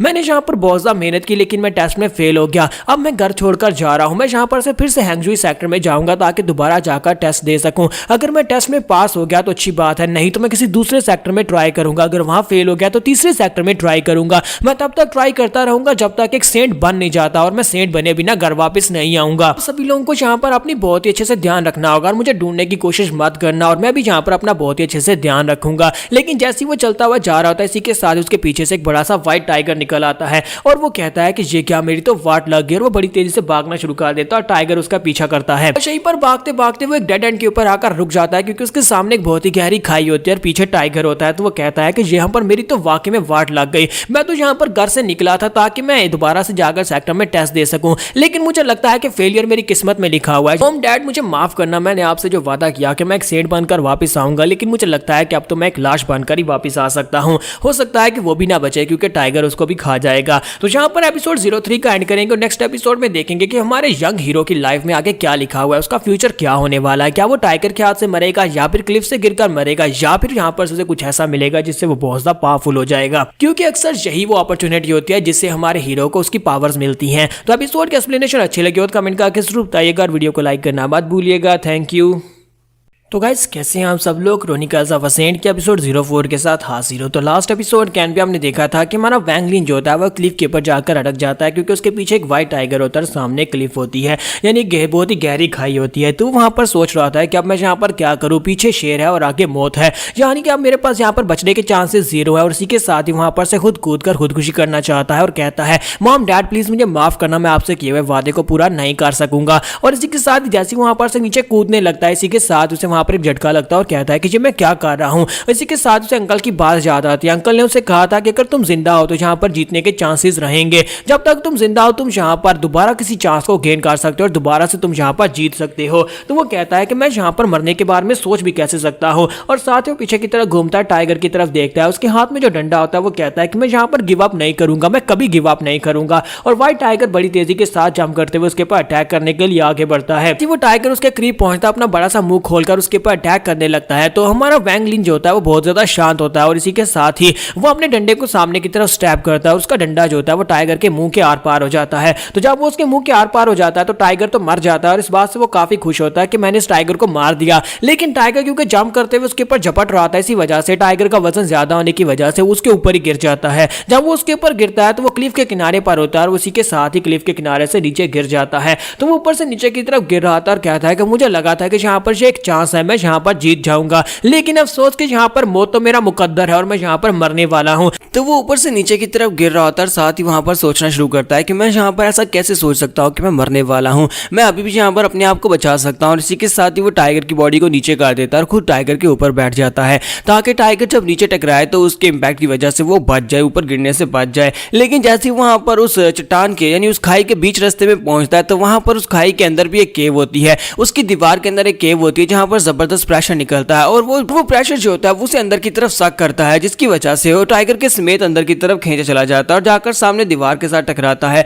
शुक्र है कि टाइगर उसके सामने होता है, जिसकी वजह से टाइगर दीवार के साथ टकराता है और दीवार के साथ टकराने के साथ ही वो भी उसके साथ टकराता है, जिसकी वजह से वो दोनों वहीं पर गिर जाते हैं। वहां पर गिरने के बाद थोड़ी देर के लिए वहां पर बेहोश रहता है और उसके बाद जब वो अपनी आंखें खोलता है तो उठकर आसपास देखता है, उसे वहां पर काफी सारे कंकाल दिखाई देते हैं। जैसे कि पहले भी जहां पर बहुत सारी चीजें या पंछी वगैरह या जानवर वगैरह जो ऊपर से नीचे गिरते थे वो प्रेशर की वजह से अंदर सक हो जाते थे। साथ उसकी नजर वहां पर टाइगर के ऊपर पड़ती है कि उसने उस टाइगर को मार दिया होता है। वो कहता है कि यहाँ पर हुआ क्या, अचानक से ये टाइगर और मैं हम दोनों यहाँ पर इस केव के अंदर कैसे आ गए। फिर साथ उसे याद आता है कि हम लोग ऊपर से नीचे की तरफ गिर रहे थे और अचानक से वहां पर से कुछ प्रेशर निकला था जिसने हम दोनों को अंदर खींच लिया। साथ ही वो कहता है कि मुझे अब याद आ रहा है तो चलो फिर जहां से निकलते हैं, मुझे जहां पर से निकलना होगा। मैं फिर से यहाँ पर से बच गया, यानी कि 2 बार मैंने जहां पर अपनी किस्मत को हराया है तो तीसरी बार भी जहां पर हरा सकता हूँ। इसके साथ ही वहां पर से बाहर की तरफ जाता है। जैसे वो इस केव के दहाने पर जाकर खड़ा होता है, इसी के साथ ही फिर से वहां पर प्रेशर निकलता है और इसी के साथ ही वो उड़कर पीछे वाली दीवार के साथ जाकर टकराता है और साथ ही कुछ बेचारे पंछी जो बाहर से उड़कर जा रहे थे वो भी आकर उसके साथ ही टकराते हैं और वो भी दीवार के साथ टकराकर मर जाते हैं। तो हमारा फ्रैंकलिन इस बात से काफी हैरान होता है और कहता है कि इस केव के अंदर ग्रेविटी तो बहुत ज्यादा स्ट्रॉन्ग है, मुझे लगता है कि पहले मुझे आसपास देख लेना चाहिए, उसके बाद यहाँ पर से निकलने का कोई रास्ता ढूंढता हूँ। लेकिन जैसे वो उठकर आगे बढ़ने लगता है, इसी के साथ देखता है कि टाइगर का मुंह खुला होता है, टाइगर के मुंह के अंदर से ब्लड निकला होता है और उस ब्लड के अंदर एक और पड़ा होता है। तो वो कहता है कि अब ये क्या चीज है, ये कोई क्रिस्टल बॉल जैसा है और जाकर वो उसको उठाता है तो उस क्रिस्टल बॉल के ऊपर बादल बने होते हैं। तो वो इस बात से काफी हैरान होता है और कहता है कि ये क्या, इस क्रिस्टल बॉल के ऊपर बादल क्यों बने हैं। फिर साथ उसे याद आता है कि उसके अंकल ने उसे एक बार बताया था कि ये एक जानवर की कोर हो सकती है, क्योंकि एक जानवर की कोर इस तरह की होती है। एक जंगली जानवर जो कि 100 साल से ज्यादा तक जी लेता है, उसकी बॉडी के अंदर इस तरह की एनिमल कोर बन जाती है और एनिमल कोर जो होती है ये बहुत ज्यादा पावरफुल होती है। मेरे अंकल ने बताया था अगर हम लोगों को यहाँ पर एनिमल कोर मिलती है और हम लोग उसको डायरेक्टली खा जाते हैं तो उससे हमें बहुत ज्यादा पावर मिलती है और हमारी एनर्जी बहुत ज्यादा बढ़ जाती है। तो वो इस बात से काफी ज्यादा खुश हो जाता है और कहता है कि लगता है कि इस टाइगर ने 100 साल से ज्यादा जिंदगी जी होगी और बहुत सारे लोगों को मारा है, तभी तो इसकी बॉडी के अंदर एनिमल कोर बन गई है। अगर मैं इस कोर को खा जाता हूं तो फिर इसका मतलब मैं बहुत ज्यादा स्ट्रांग बन जाऊंगा। और इसी के साथ ही वो सोच रहा होता है कि यही मेरा मौका है, मैं अब यहाँ पर पावरफुल बनने वाला हूँ, मैं एक सेंट बनकर वापस जाऊंगा। और वो अपना मुंह खोलता है और उस ऑर्ब को अपने मुंह के अंदर रखकर उसको दबाता है, लेकिन वो उसे तोड़ नहीं पाता क्योंकि वो बहुत ज्यादा सख्त होता है। और इसी के साथ ही वो उसे वहीं पर ग्राउंड के ऊपर पटका कर मारता है और कहता है कि ये तो बिल्कुल बेकार पत्थर है। जब वो उस कोर को वहां पर नीचे फेंक देता है तो वो ग्राउंड के ऊपर पटकने के बाद सामने जाकर गिरती है। वहां पर नीचे एक और खाई होती है और वहां पर पानी होता है, उसे पानी छलकने की आवाज आती है। तो वो कहता है कि ये क्या, मुझे पानी की आवाज आई। और वो जल्दी से आगे जाता है, पत्थरों के पीछे देखता है तो वहां पर छोटा सा पूल होता है। तो वो कहता है कि यहाँ पर तो वाकई में पानी है। इसी के साथ ही वो अपना हाथ पानी में डालता है, वहां पर से पानी उठाता है, चुल्लू पर पानी को पीता है और उस पानी को पीकर कहता है कि चलो शुक्र है कि यहाँ पर प्यास तो बुझी और मुझे यहाँ पर काफी अच्छा महसूस हो रहा है। फिर साथ उसे महसूस होता है जैसे उसकी पूरी बॉडी के अंदर जितनी चोटें लगी थी उस दीवार के साथ पटकने की वजह से वो सारी चोटें अपने आप हील हो जाती हैं। वो कहता है कि मुझे बॉडी में दर्द क्यों नहीं हो रहा। फिर साथ उसे वहां पर कुछ टिंगलिंग सी महसूस होती है। वो कहता है कैसे लगता है जैसे मेरे हाथों के अंदर कीड़े दौड़ रहे हैं, लेकिन ऐसा कैसे हो सकता है। फिर साथ ही वहां पर वो अपने हाथों को रब करता है और अपने हाथों के ऊपर से पट्टी हटाता है ताकि उसे देख सके, लेकिन उसके हाथों के ऊपर जो चोटें होती हैं वो सारी की सारी हील हो चुकी होती हैं। ये चोटें उसे तब लगी थी जब वो हीजेंग सेक्टर के लिए दूसरा टेस्ट देने के लिए सीढ़ियां चढ़ रहा था, तो उसके हाथ बिल्कुल क्लियर हो चुके होते हैं, लेकिन उसके बाजू के ऊपर अभी चोटें होती हैं। तो वो कहता है कि ये सब कुछ कैसे हुआ, कहीं ऐसा तो नहीं है कि पानी के अंदर मैंने हाथ डुबोए थे जिसकी वजह से मेरे हाथों के ऊपर से इंजरीज ठीक हो गई और बाजू के ऊपर अभी भी इंजरीज हैं, क्यों ना यहाँ पर एक्सपेरिमेंट करके देखा जाए। और इसी के साथ ही वो अपने वहीं पर बैठ जाता है, पानी के अंदर अपने बाजू डुबोता है। जैसे वो बाजू पानी के अंदर डुबोता है तो फिर से उसे वहां पर बाजू के अंदर भी ऐसे लगता है जैसे कीड़े चल रहे हों और इसी के साथ उसके दोनों बाजू हील हो जाते हैं। तो वो कहता है कि यहाँ पर हो क्या रहा है, क्या ये पानी कोई मैजिकल वाटर है, इसके अंदर हाथ पांव रखने से वहां पर बॉडी के ऊपर से जख्म ठीक हो जाते हैं। और वो जल्दी से पानी के अंदर छलांग लगा देता है, नहाना शुरू कर देता है और कहता है कि मुझे यहाँ पर इस वक्त ऐसा ही महसूस हो रहा है जैसे पूरी बॉडी के अंदर कीड़े दौड़ रहे हैं। इसका मतलब यह है कि पूरी बॉडी के ऊपर जितनी भी चोटें हैं वो सारी की सारी ठीक होने वाली हैं। साथ ही पानी के अंदर कुछ चमकता हुआ दिखाई देता है। वो जल्दी से साइड के ऊपर जाता है, जाकर उसे चेक करता है। जब वो पानी के अंदर हाथ मारता है तो वहां पर वही एनिमल कोर पड़ी होती है। तो वो कहता है कि ये तो वही एनिमल कोर है, मैं इसे खा नहीं पाया था और इसे मैंने फेंक दिया था, लेकिन क्या ही ऐसा तो नहीं है कि यहाँ पर इसकी वजह से ये सब कुछ हो रहा है। वो उसे पानी के अंदर डालता है तो उसके अंदर से एनर्जी रिलीज होती है। तो उसे समझ आती है कि इस एनिमल कोर को पानी के अंदर यूज किया जा सकता है। जब इसे पानी में डाला जाता है तो ये आपकी इंजरीज को हील कर सकता है। तो वो बहुत ज्यादा खुश हो जाता है और कहता है ये तो एक बहुत ही कमाल की चीज है, मुझे तो लगा था कि ये सिर्फ और सिर्फ एक बेकार पत्थर है, लेकिन इसकी मदद से मैं अपनी इंजरीज को हील कर सकता हूँ, अपनी थकावट को दूर कर सकता हूँ। फिर साथ ही वो वहां पर पानी के अंदर कुछ देर नहाता है और उसके बाद वहां से वापस आ जाता है और उस क्रिस्टल को अपने पास रख लेता है और कहता है कि ये बहुत अच्छी बात है कि मेरे पास यहाँ पर जो क्रिस्टल है। लेकिन जैसे वहां पर से बाहर निकलता है फिर से वहां पर ग्रेविटी होती है और ग्रेविटी की वजह से हवा के प्रेशर से बाहर से कुछ चीजें उड़ती उड़ती हुई अंदर आती हैं। तो वो बड़ी मुश्किल के साथ उनसे बचता है और कहता है कि शुक्र है कि टाइम रहते हुए मैं पिछली दीवार के साथ जाकर लग गया था और अपने आप को बचा लिया, वरना बाहर से आने वाली चीजें तो मेरे साथ ही आकर टकराती। फिर साथ ही वो कहता है कि मुझे यहाँ पर देखना होगा कि ये ग्रेविटी कैसे काम करती है। तो वहां पर दीवार की ऑपोजिट साइड में कुछ होल्स होते हैं, वो होल जो होते हैं हवा के प्रेशर को अपनी तरफ सक कर रहे होते हैं, जिसकी वजह से केव के सामने से हवा उसकी तरफ आती है। तो वो कहता है कि मुझे यहाँ पर इसका तो पता चल चुका है, अब मुझे यहाँ पर कुछ और करना होगा, मुझे यहाँ पर ये देखना होगा कि ये कितनी देर के बाद यहाँ पर ग्रेविटी प्रेशर यूज करता है। तो तकरीबन 30 मिनट के बाद, हर 30 मिनट के बाद वहां पर ग्रेविटी प्रेशर यूज हो रहा था। तो वो कहता है कि मेरे पास पूरे 30 मिनट का टाइम है यहाँ पर से निकलने के लिए, और इसी के साथ ही वहां पर से बाहर जाता है, केव के मुंह पर जा खड़ा हो जाता है और वहां पर ऊपर की तरफ देखता है। ऊपर का जो रास्ता होता है वो काफी ज्यादा लंबा होता है और ऊपर चढ़ना उसके लिए पॉसिबल नहीं होता। तो वो कहता है कि मैं तो काफी ज्यादा अनलकी हूं, मैं यहाँ पर से ऊपर नहीं चढ़ सकता। फिर साथ ही वो नीचे की तरफ देखता है और कहता है कि मैं यहाँ पर से नीचे की तरफ जा सकता हूँ, लेकिन यहाँ पर से नीचे जाना मेरे लिए बहुत ज्यादा मुश्किल है। क्या मैं यहाँ पर टाइगर की बॉडी को फिर से मैट्रेस की तरह यूज करूँ, या फिर मैं यहाँ पर से सीधा ऊपर से नीचे की तरफ जंप कर जाता हूँ, क्योंकि वहां पर नीचे गिरने के बाद कहीं ऐसा ना मेरे चेहरे के ऊपर चोट लग जाए, क्योंकि अगर मेरे हैंडसम फेस के ऊपर चोट लगी तो फिर तो मुझे यहाँ पर कोई भी लड़की पसंद नहीं करेगी। साथ ही वो कहता है तो फिर मैं क्या करूँ। इसी के साथ याद आता है कि घर से वो वहां पर जो थैला लेकर आया था उसका कपड़ा काफी लंबा है, और इसी के साथ ही वो उसके कपड़े को फाड़ता है और साथ ही उसको वहां पर गांठ मारकर उसको काफी लंबी रस्सी बना लेता है, और रस्सी बनाने के बाद उसे एक पत्थर के साथ बांधता और कहता है कि मुझसे ज्यादा समझदार इंसान तो कोई होगा ही नहीं, अब इस रस्सी के सहारे मैं नीचे उतरूंगा। हालांकि रस्सी इतनी लंबी नहीं है, लेकिन वहां पर नीचे काफी थोड़ा फासला रह गया है, वहां पर से मैं नीचे जंप लगा सकता हूं। और वो भागता हुआ फिर से पानी के अंदर एक बार नहाकर वापस आ जाता है और कहता है कि चलो अब यहाँ पर से नीचे उतरने का वक्त आ गया। लेकिन जैसे ही वो रस्सी को अपनी कमर के साथ बांधकर ऊपर से नीचे की तरफ उतरना स्टार्ट करता है, तो उसका जो कपड़ा होता है ऊपर जहां पर पत्थर के साथ बंधा होता है वहां पर से वो फट जाता है, और इसी के साथ ही हमारा वैंगलिन जो होता है ऊपर से नीचे गिर जाता है और कहता है कि मेरी तो वाट लग गई। जहां पर हमारी एपिसोड 04 का एंड होगा। तो एपिसोड की एक्सप्लेनेशन अच्छी लगी हो तो कमेंट करके जरूर बताइएगा, वीडियो को लाइक करना मत भूलिएगा। Thank you. तो गाइस कैसे हैं आप सब लोग। क्रॉनिकल्स ऑफ अ सेंट की एपिसोड 05 के साथ हाजिर हो। तो लास्ट एपिसोड के एंड पे हमने देखा था कि वैंगलिन जो होता है वो रस्सी के साथ ऊपर से नीचे की तरफ उतरने की कोशिश करता है, लेकिन साथ उसका कपड़ा फट जाता है और वो ऊपर से नीचे की तरफ गिर जाता है। तो वो चिल्लाते हुए नीचे की तरफ आ रहा था और कहता है कि ये स्क्रिप्ट किसी राइटर ने बहुत ज़्यादा गलत लिखी है, मैं हीरो हूं और मेरे साथ ऐसा नहीं होना चाहिए। और वो धड़ाम करके जंगल के अंदर जाकर गिरता है, और वहां पर गिरने के बाद वो बेहोश हो जाता है। और आपको पता है हर बार बेहोश होने के बाद जब उसकी आंख खुलती है तो वो किसी और जगह के ऊपर होता है, और जहां पर भी गिरने के बाद जब उसकी आंख खुलती है तो वो अपने घर के बिस्तर के ऊपर होता है, और वहां पर उसके सामने उसकी मॉम, उसके फादर और साथ ही वहां पर जी सेक्टर का एक लड़का खड़ा होता है। तो वो उसे वहां पर काफी गुस्से के साथ स्कोल्ड कर रहे होते हैं और कहता है कि तुमने तो हमें डरा दिया था, आज तुम ऐसा कैसे कर सकते हो, तुम्हारी वजह से हम लोग कितने परेशान हो गए थे। तो वो उनसे पूछता है कि मॉम डैड यहाँ पर हो क्या रहा है, तुम दोनों यहाँ पर क्या कर रहे हो। तो उसके डैड उसे कहता है कि बेवकूफ बच्चे, जब तुम यहाँ पर से घर से छोड़कर चले गए उसके बाद हमने तुम्हारे अंकल से बात की, तुम्हारे अंकल जो थे वो तुम्हें ढूंढने के लिए हैंगजी स्कूल में गए, वहां पर से जाकर उनसे मदद मांगी, और हैंगजी स्कूल के डिसाइपल्स ने तुम्हें यहाँ पर आकर ढूंढा और तुम्हें वहां पर क्लिफ के नीचे मिले थे। अगर वहां पर टाइम के ऊपर हैंगजी स्कूल के डिसाइपल्स नहीं पहुंचते और तुम्हें वहां पर से उठाकर नहीं लाते तो तुम्हें वाइल्ड एनिमल्स वहां पर खा चुके होते। वैंगलिन उन लोगों से कहता है कि प्लीज डैड मुझे माफ करिएगा। तो उसकी मॉम उसे कहती है कि बेटा तुम इतने ज्यादा बेवकूफ कैसे हो सकते हो, हमने तुम्हें कहा था ना कि यहाँ पर अगर तुम सिलेक्ट नहीं हो पाते तुम्हें यहाँ पर कुछ भी उल्टा सीधा करने की जरूरत नहीं है, प्रेशर लेने की जरूरत नहीं,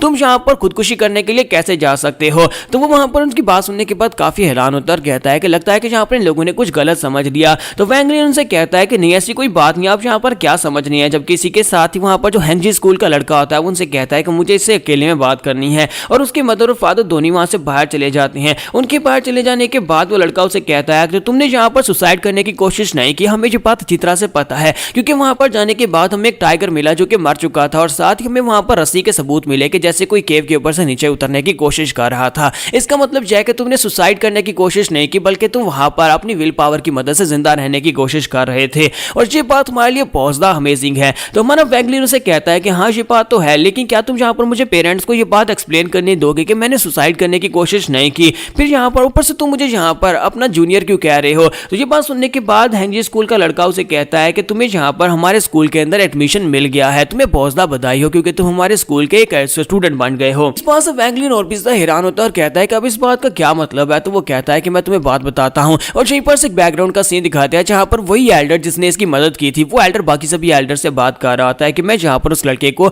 इस स्कूल का डिसाइपल बनवाना चाहता हूं। जबकि एक एल्डर उसे कहता है कि हम लोग किसी लड़के को जहां पर स्कूल का एल्डर कैसे बनने देंगे, स्कूल का डिसाइपल कैसे बनने देंगे जिसने सुसाइड करने की कोशिश की हो। जबकि वो एल्डर उसे कहता है कि मुझे लगता है कि ये मसला जो है किसी की लाइफ एंड डेथ से जुड़ा है। अगर वो लड़का वाकई में सुसाइड कर लेता है हमारे एडमिशन ना मिल देने की वजह से, तो मुझे लगता है कि हमारे स्कूल की बहुत ज्यादा बदनामी हो जाएगी, तो उस लड़के को यहाँ पर एक मौका तो देना चाहिए। दूसरा एल्डर उसे कहता है कि तुम यहाँ पर यही सुजेस्ट करते हो, तो वो कहता है हाँ सर मैं यही सुजेस्ट करता हूँ, उस लड़के को डिसाइपल बना लेते हैं। अगर 1-2 साल में वो यहाँ पर सेंट बनने की राह में आगे नहीं बढ़ पाया और मेहनत करके अपने आप को साबित नहीं कर पाया तो उसे स्कूल से निकाल देंगे। जबकि तीसरा एल्डर जो होता है वो चलाकर उसे कहता है कि नहीं ऐसा नहीं हो सकता, मुझे नहीं लगता कि आपको यहाँ पर इस बात को मानना चाहिए। जबकि तीसरा एल्डर उसे कहता है कि ठीक है हम लोग यहाँ पर इस बात को मान लेते हैं, हम लोग इस बारे में और कोई बहस नहीं करेंगे, उस लड़के को यहाँ पर ज्वाइनिंग लेटर भेज दो। वैंगलिन जो होता है ये सारी बात सुनने के बाद बिल्कुल भी खुश नहीं होता, क्योंकि उसे यहाँ पर जो एडमिशन मिला है वो सुसाइड करने के नाम पर मिला है। तो वो लड़का उसे कहता है कि मुझे लगता है कि तुम्हें तो यहाँ पर इस बारे में खुश होना चाहिए, क्योंकि तुम्हारी न्यू बिगिनिंग यहाँ पर स्टार्ट होने वाली है, तुम यहाँ पर हमारे स्कूल का हिस्सा बन गए हो।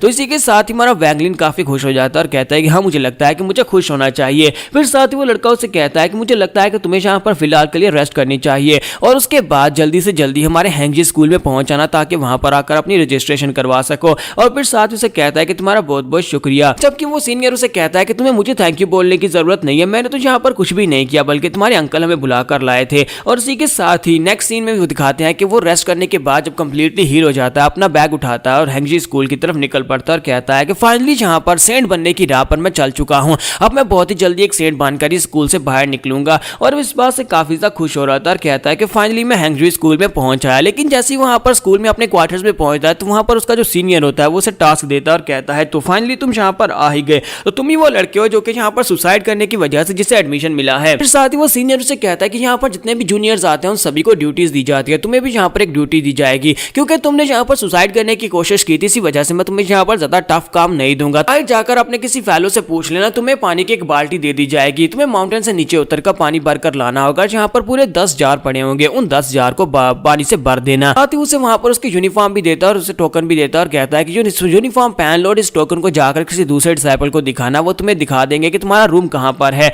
और इसी के साथ ही वो अपनी यूनिफॉर्म पहनकर वहां पर से बाहर निकल आता है। जैसे वो बाहर आता है तो वहां पर उसका एक साथी खड़ा होता है और कहता है कि यहाँ पर जो कितना बोरिंग काम है, मुझे किसी ऐसे को यहाँ पर इस पूरे स्कूल को दिखाना पड़ेगा, विजिट करवाना पड़ेगा जिसने खुदकुशी करने की कोशिश की थी। और ये सारी बातें सुनने के बाद हमारा वैंगलिन बेचारा काफी ज्यादा परेशान होता है कि सभी लोग उसे यहाँ पर सुसाइडल कह रहे हैं। वहां पर उसे उसका रूम मिल जाता है। जब वो अपने रूम के अंदर आकर बैठ जाता है, इसी के साथ एक लड़का बाहर से आता है और बहुत ही बुरी कंडीशन में होता है, पूरी तरह से थका हुआ होता है और कहता है कि मैं तो बहुत ही बुरी तरह से थका हुआ हूँ, मुझे और कोई काम नहीं करना। और वो सीधा आकर अपने बिस्तर के ऊपर गिर जाता है। तो हमारा वैंगलिन उसकी तरफ देखता है क्योंकि उसके पेट से गुड़गुड़ की आवाज आ रही होती है। वो अपने पास से मीठा आलू निकालता है और उसे कहता है कि दोस्त क्या तुम्हें मीठे आलू की जरूरत है, लगता है तुम्हें भूख लगी है। तो वो बड़ी तेजी के साथ आगे की तरफ जंप करता है और अपने दांतों के साथ ही उसको मुंह में पकड़ता है और वहां पर से साइड के ऊपर बैठकर उसको खाना शुरू कर देता है। और साथ ही उसे कहता है कि शुक्र है तुमने मेरी जान बचा ली, वरना मैं तो यहाँ पर मरने ही वाला था। फिर साथ ही वो लड़का उसे अपने बारे में बताता है और कहता है कि मैं तुम्हारा क्लासमेट हूँ, मेरा नाम ज़ेंग हू है और तुम्हारा नाम क्या है। तुम्हारा वैंगलिन उसे अपना नाम बताता है। जैसे उसे अपना नाम बताता है तो वो लड़का उसे कहता है अच्छा तो तुम ही वो लड़के हो जिसके बारे में सभी लोग कह रहे हैं कि तुमने सुसाइड करने की कोशिश की थी, जिसकी वजह से तुम्हें स्कूल में एडमिशन मिला है।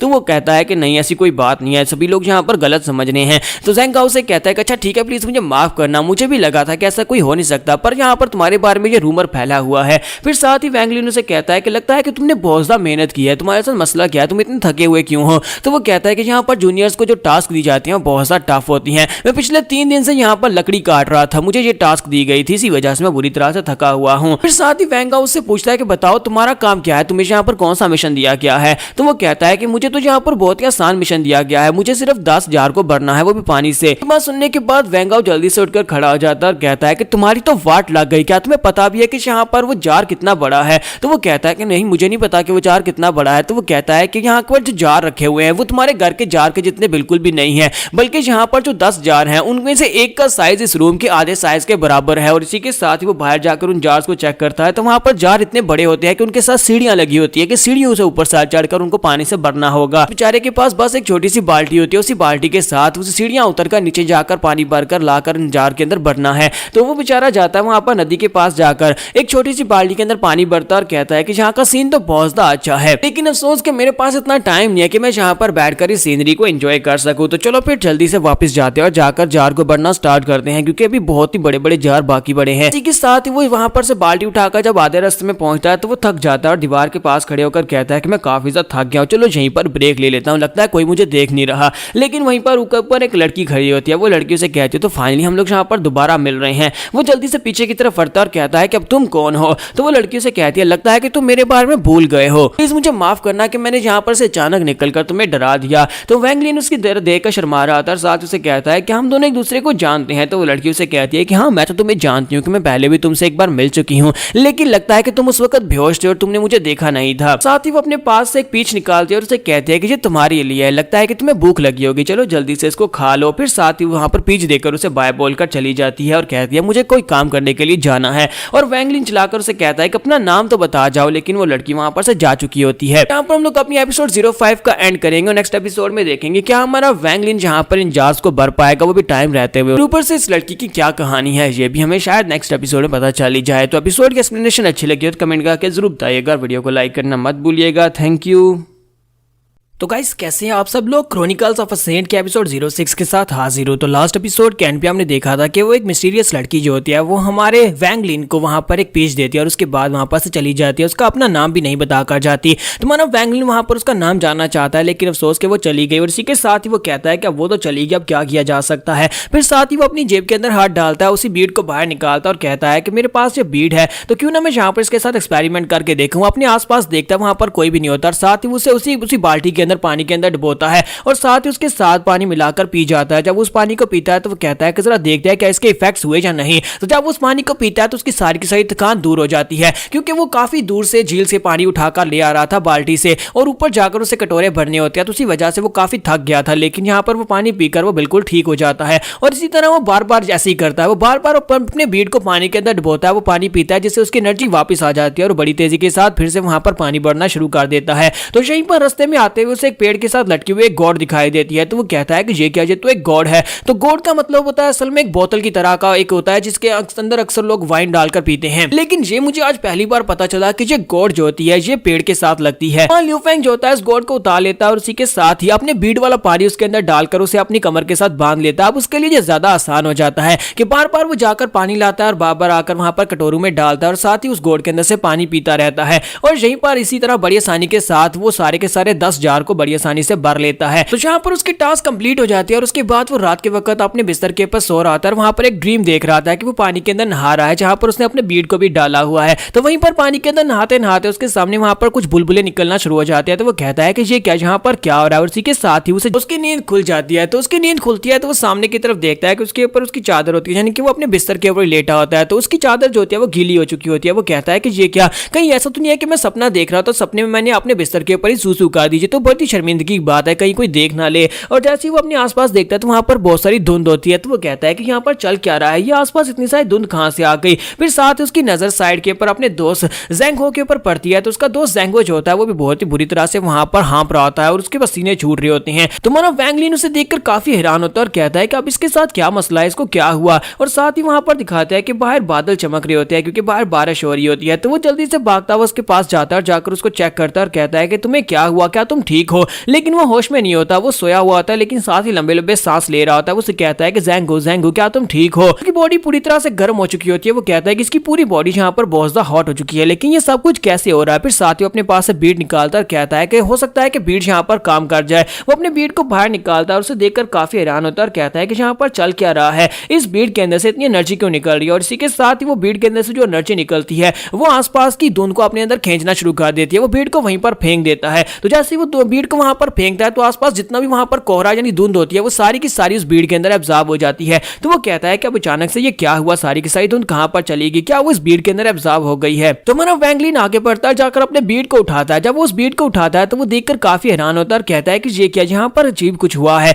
पहले यहाँ पर इसके ऊपर मैंने बादलों को काउंट किया था, इस बीड के ऊपर टोटल 6 बादल थे, लेकिन अब यहाँ पर एक फालतू हो गया है, यानी कि अब यहाँ पर 7 बादल हो गए हैं। लेकिन ये सब कुछ कैसे हुआ, अगर मैं यहाँ पर सही सोच रहा हूँ तो यहाँ पर 6 ही थे। फिर साथ ही वो ज़ेंगो की तरफ देखता है और कहता है कि ज़ेंगो का मैं क्या करूँ, ये तो यहाँ पर अभी भी उसी हालत में है। फिर साथ ही वो कहता है क्यों ना इसे यहाँ पर थोड़ा सा पानी दूं। वो जल्दी से जाता है और जाकर कटोरे के अंदर से पानी डालता है, लेकिन वो बिल्कुल खाली होता है, उसके अंदर पानी नहीं होता। तो वो कहता है कि अब क्या हुआ, यहाँ पर तो पानी नहीं है, लेकिन शाम के वक्त सोने से पहले मैंने इसके अंदर पानी डाला था, फिर अचानक से पानी कहाँ पर चला गया, कहीं ऐसा तो नहीं है कि भीड़ ने सारा पानी अब्सॉर्ब कर लिया है। फिर साथ ही वो देखता है कि बाहर बारिश हो रही है, तो इसी के साथ ही वो कटोरा बाहर की तरफ करता है और बारिश का पानी उसमें जमा करके वो ज़ेंगो को पिला देता है। जब ज़ेंगो वहां पर पानी पीता है तो पानी के पीने के बाद उसकी शेकिंग रुक जाती है और वो लंबी लंबी सांस लेना भी छोड़ देता है और इसी के साथ ही वो आराम से सो जाता है। जब वो वहां पर सो जाता है तो हमारा वैंग लिन कहता है कि इसने तो मुझे बहुत ज्यादा डरा दिया था, मैं तो यहाँ पर यही सोच रहा था कि इसके साथ कुछ बुरा होने वाला है। फिर साथ ही वो कहता है कि अब मैं यहाँ पर इसका क्या करूँ, मुझे लगता है कि ये सब कुछ भीड़ की वजह से हो रहा है, मुझे लगता है कि ये भीड़ जो है ये बहुत ज्यादा मनहूस है,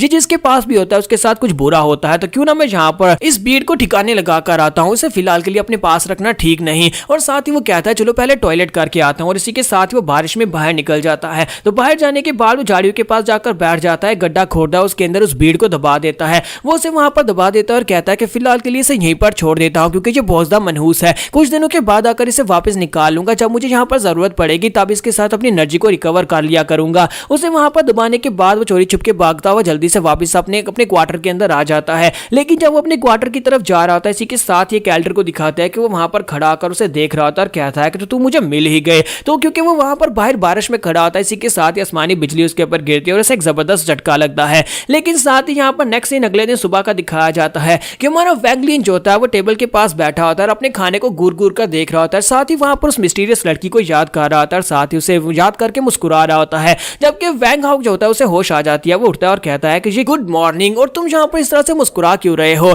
तो हमारा वैंग लिन उसे कहता है कि मैं यहाँ पर क्यों ना मुस्कुराऊं, मेरा दिन बहुत ज्यादा अच्छा है। तो ज़ेंग हाउक से कहता है कि ये क्या, मुझे यहाँ पर अजीब सा महसूस हो रहा है, ऐसा लगता है जिसमें मेरी बॉडी के अंदर कीड़े दौड़ रहे हैं और मेरी एनर्जी पूरी तरह से वापस आ गई है। वैंग लिन उसे कहता है कि हो सकता है कि तुमने बहुत ही अच्छे से पूरी नींद लिया, इसी वजह से तुम यहाँ पर इस तरह महसूस कर रहे हो। जबकि ज़ेंग हाउक से कहता है कि मुझे ये बताओ क्या तुमने अपने पानी भरने की ड्यूटी को पूरा नहीं करना, आज तुम अपने मिशन को पूरा करने के लिए गए नहीं। तो वो कहता है कि वो तो मैंने पहले पूरा कर लिया। तो ज़ेंग को कहता है कि ऐसा कैसे हो सकता है, तुमने 10 बड़े जार्स को भी 4 दिन में कैसे भर लिया, ऐसा तो बिल्कुल भी नहीं हो सकता। तो वो कहता है हाँ क्यों नहीं हो सकता, बाहर जाकर चेक कर लो, मैंने वो सारे के सारे जार भर दिए हैं, क्योंकि मैं बहुत ज्यादा स्ट्रांग हूँ, इसी वजह से मैं बड़ी आसानी के साथ उन सारे के सारे कटोरों को बड़ी जल्दी भर पाया हूँ। तो इसी के साथ ही हमारा वैंग लिन उसे कहता है कि छोड़ो इन बातों को, मुझे एक बात बताओ, क्या तुम यहाँ पर मुझे एक सवाल का जवाब दोगे। तो ज़ेंग हाउक कहता है हाँ क्यों नहीं, पूछो ना तुम क्या पूछना चाहते हो। तो वैंग लिन से पूछता है मुझे ये बताओ कि यहाँ पर डिसाइपल्स के यूनिफॉर्म्स का क्या मतलब है, यहाँ पर यूनिफॉर्म्स की कोडिंग किस तरह की जाती है। तो वो कहता है कि अच्छा ठीक है मैं तुम्हें बताता हूँ, हमारे जो यूनिफॉर्म्स हैं ये सबसे लो लेवल के डिसाइपल्स हैं जो कि आउटर डिसाइपल्स कहलाते हैं,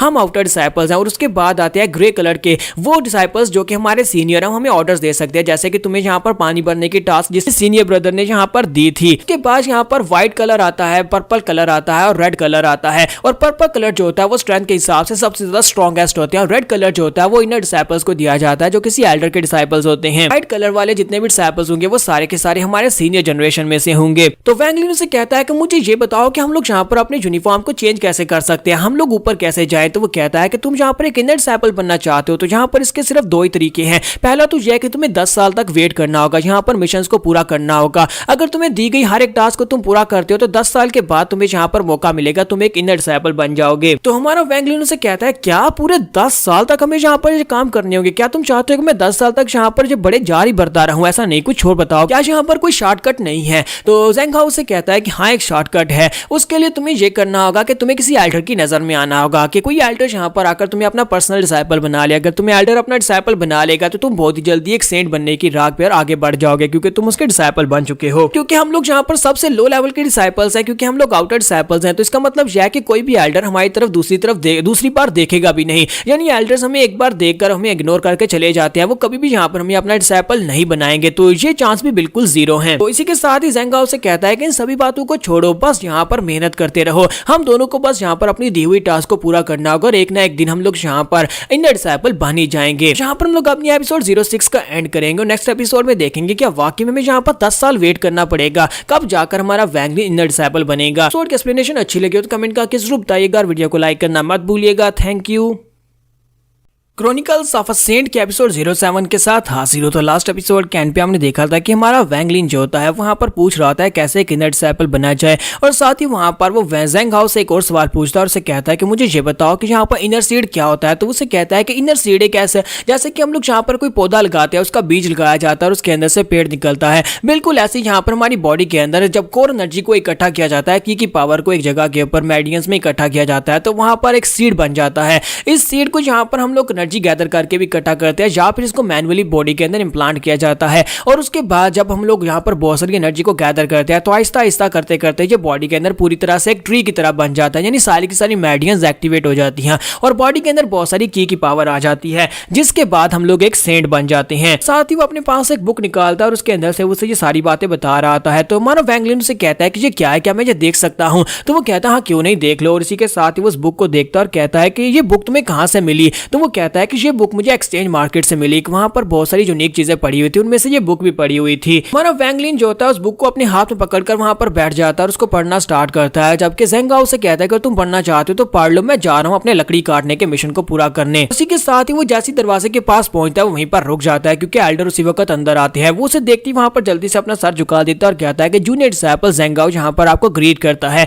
तो एल्डर उसकी तरफ देखता भी नहीं और सीधा जाकर हमारे वैंगलिन के पास खड़ा हो जाता है और उसे कहता है कि लड़के क्या तुम्हारा नाम वैंगलिन है? तुम्हारा वैंगलिन से कहता है कि हाँ मेरा नाम वैंगलिन है। जबकि इसी के साथ ही बाकी के सभी जिमिंग डिसाइपल्स होते हैं वो सारी बाहर आकर खड़े होते हैं और सारे यहाँ पर देख रहे होते हैं कि ये क्या मास्टर यहाँ पर क्या कार्य है, मास्टर ज़ेंगलाओ का यहाँ पर क्या काम है? ये तो एक एल्डर है और एल्डर यहाँ पर इस कचरे को ढूंढने के लिए क्यों आए हैं, क्योंकि ये लड़का तो बिल्कुल बेकार है। तो इसी के साथ ही एल्डर उसे कहते हैं कि लड़के मुझे ये बताओ क्या वो 10 बड़े जार्स को तुमने भरा है? तो वो कहता है हाँ सर मैंने उन जार्स को भरा है। तो इसी के साथ ही उसे कहते हैं तो फिर ठीक है, मुझे लगता है कि तुम्हारी प्रिजर्वेंस काफी ज्यादा अच्छी है और तुम्हारी स्ट्रेंथ भी काफी ज्यादा अच्छी है। ठीक है, आज यहाँ पर अपना काम खत्म करने के बाद मेरे ऑफिस में आ जाना, वहां पर आकर अपना रिवार्ड ले लेना। तो वो कहता है कि सर क्या वाकई में बहुत ज्यादा खुश हो जाता है। तो वो उसे कहते हैं ठीक है मैं यहाँ से जा रहा हूँ। और इसी के साथ ही एल्डर वहां पर से चले जाते हैं। तो एल्डर के वहां पर चले जाने के बाद ज़ेंगाओ से कहता है कि मुझे लगता है कि तुम्हारी तो यहाँ पर किस्मत खुल गई, तुम्हारी लॉटरी लगी है कि एल्डर तुम्हारे पर नजर रखे हुए हैं। एल्डर ने यहाँ पर पर्सनली रिवार्ड देने के लिए तुम्हें अपने मेंशन में बुलाया है। तो हमारा वैंगलिन उसे कहता है कि तुम्हें वाकई में लगता है कि यहाँ पर सिर्फ इतना ही है? मुझे लगता है कि यहाँ पर कुछ ना कुछ तो गड़बड़ है, दाल में कुछ काला है। ये एल्डर यहाँ पर इतनी आसानी के साथ मेरे पास क्यों आया? जबकि तुमने कहा था कि यहाँ पर हमारे जैसे आउटर डिसाइपल्स के ऊपर एल्डर यहाँ पर नजर भी नहीं डालते। तुम्हें अच्छी तरह से पता है कि तुम उसके सामने सर झुकाकर खड़े थे, लेकिन उस एल्डर ने तुम्हारी तरफ दूसरी तरफ देखा भी नहीं। वो सिर्फ और सिर्फ मेरे पास ही क्यों आया?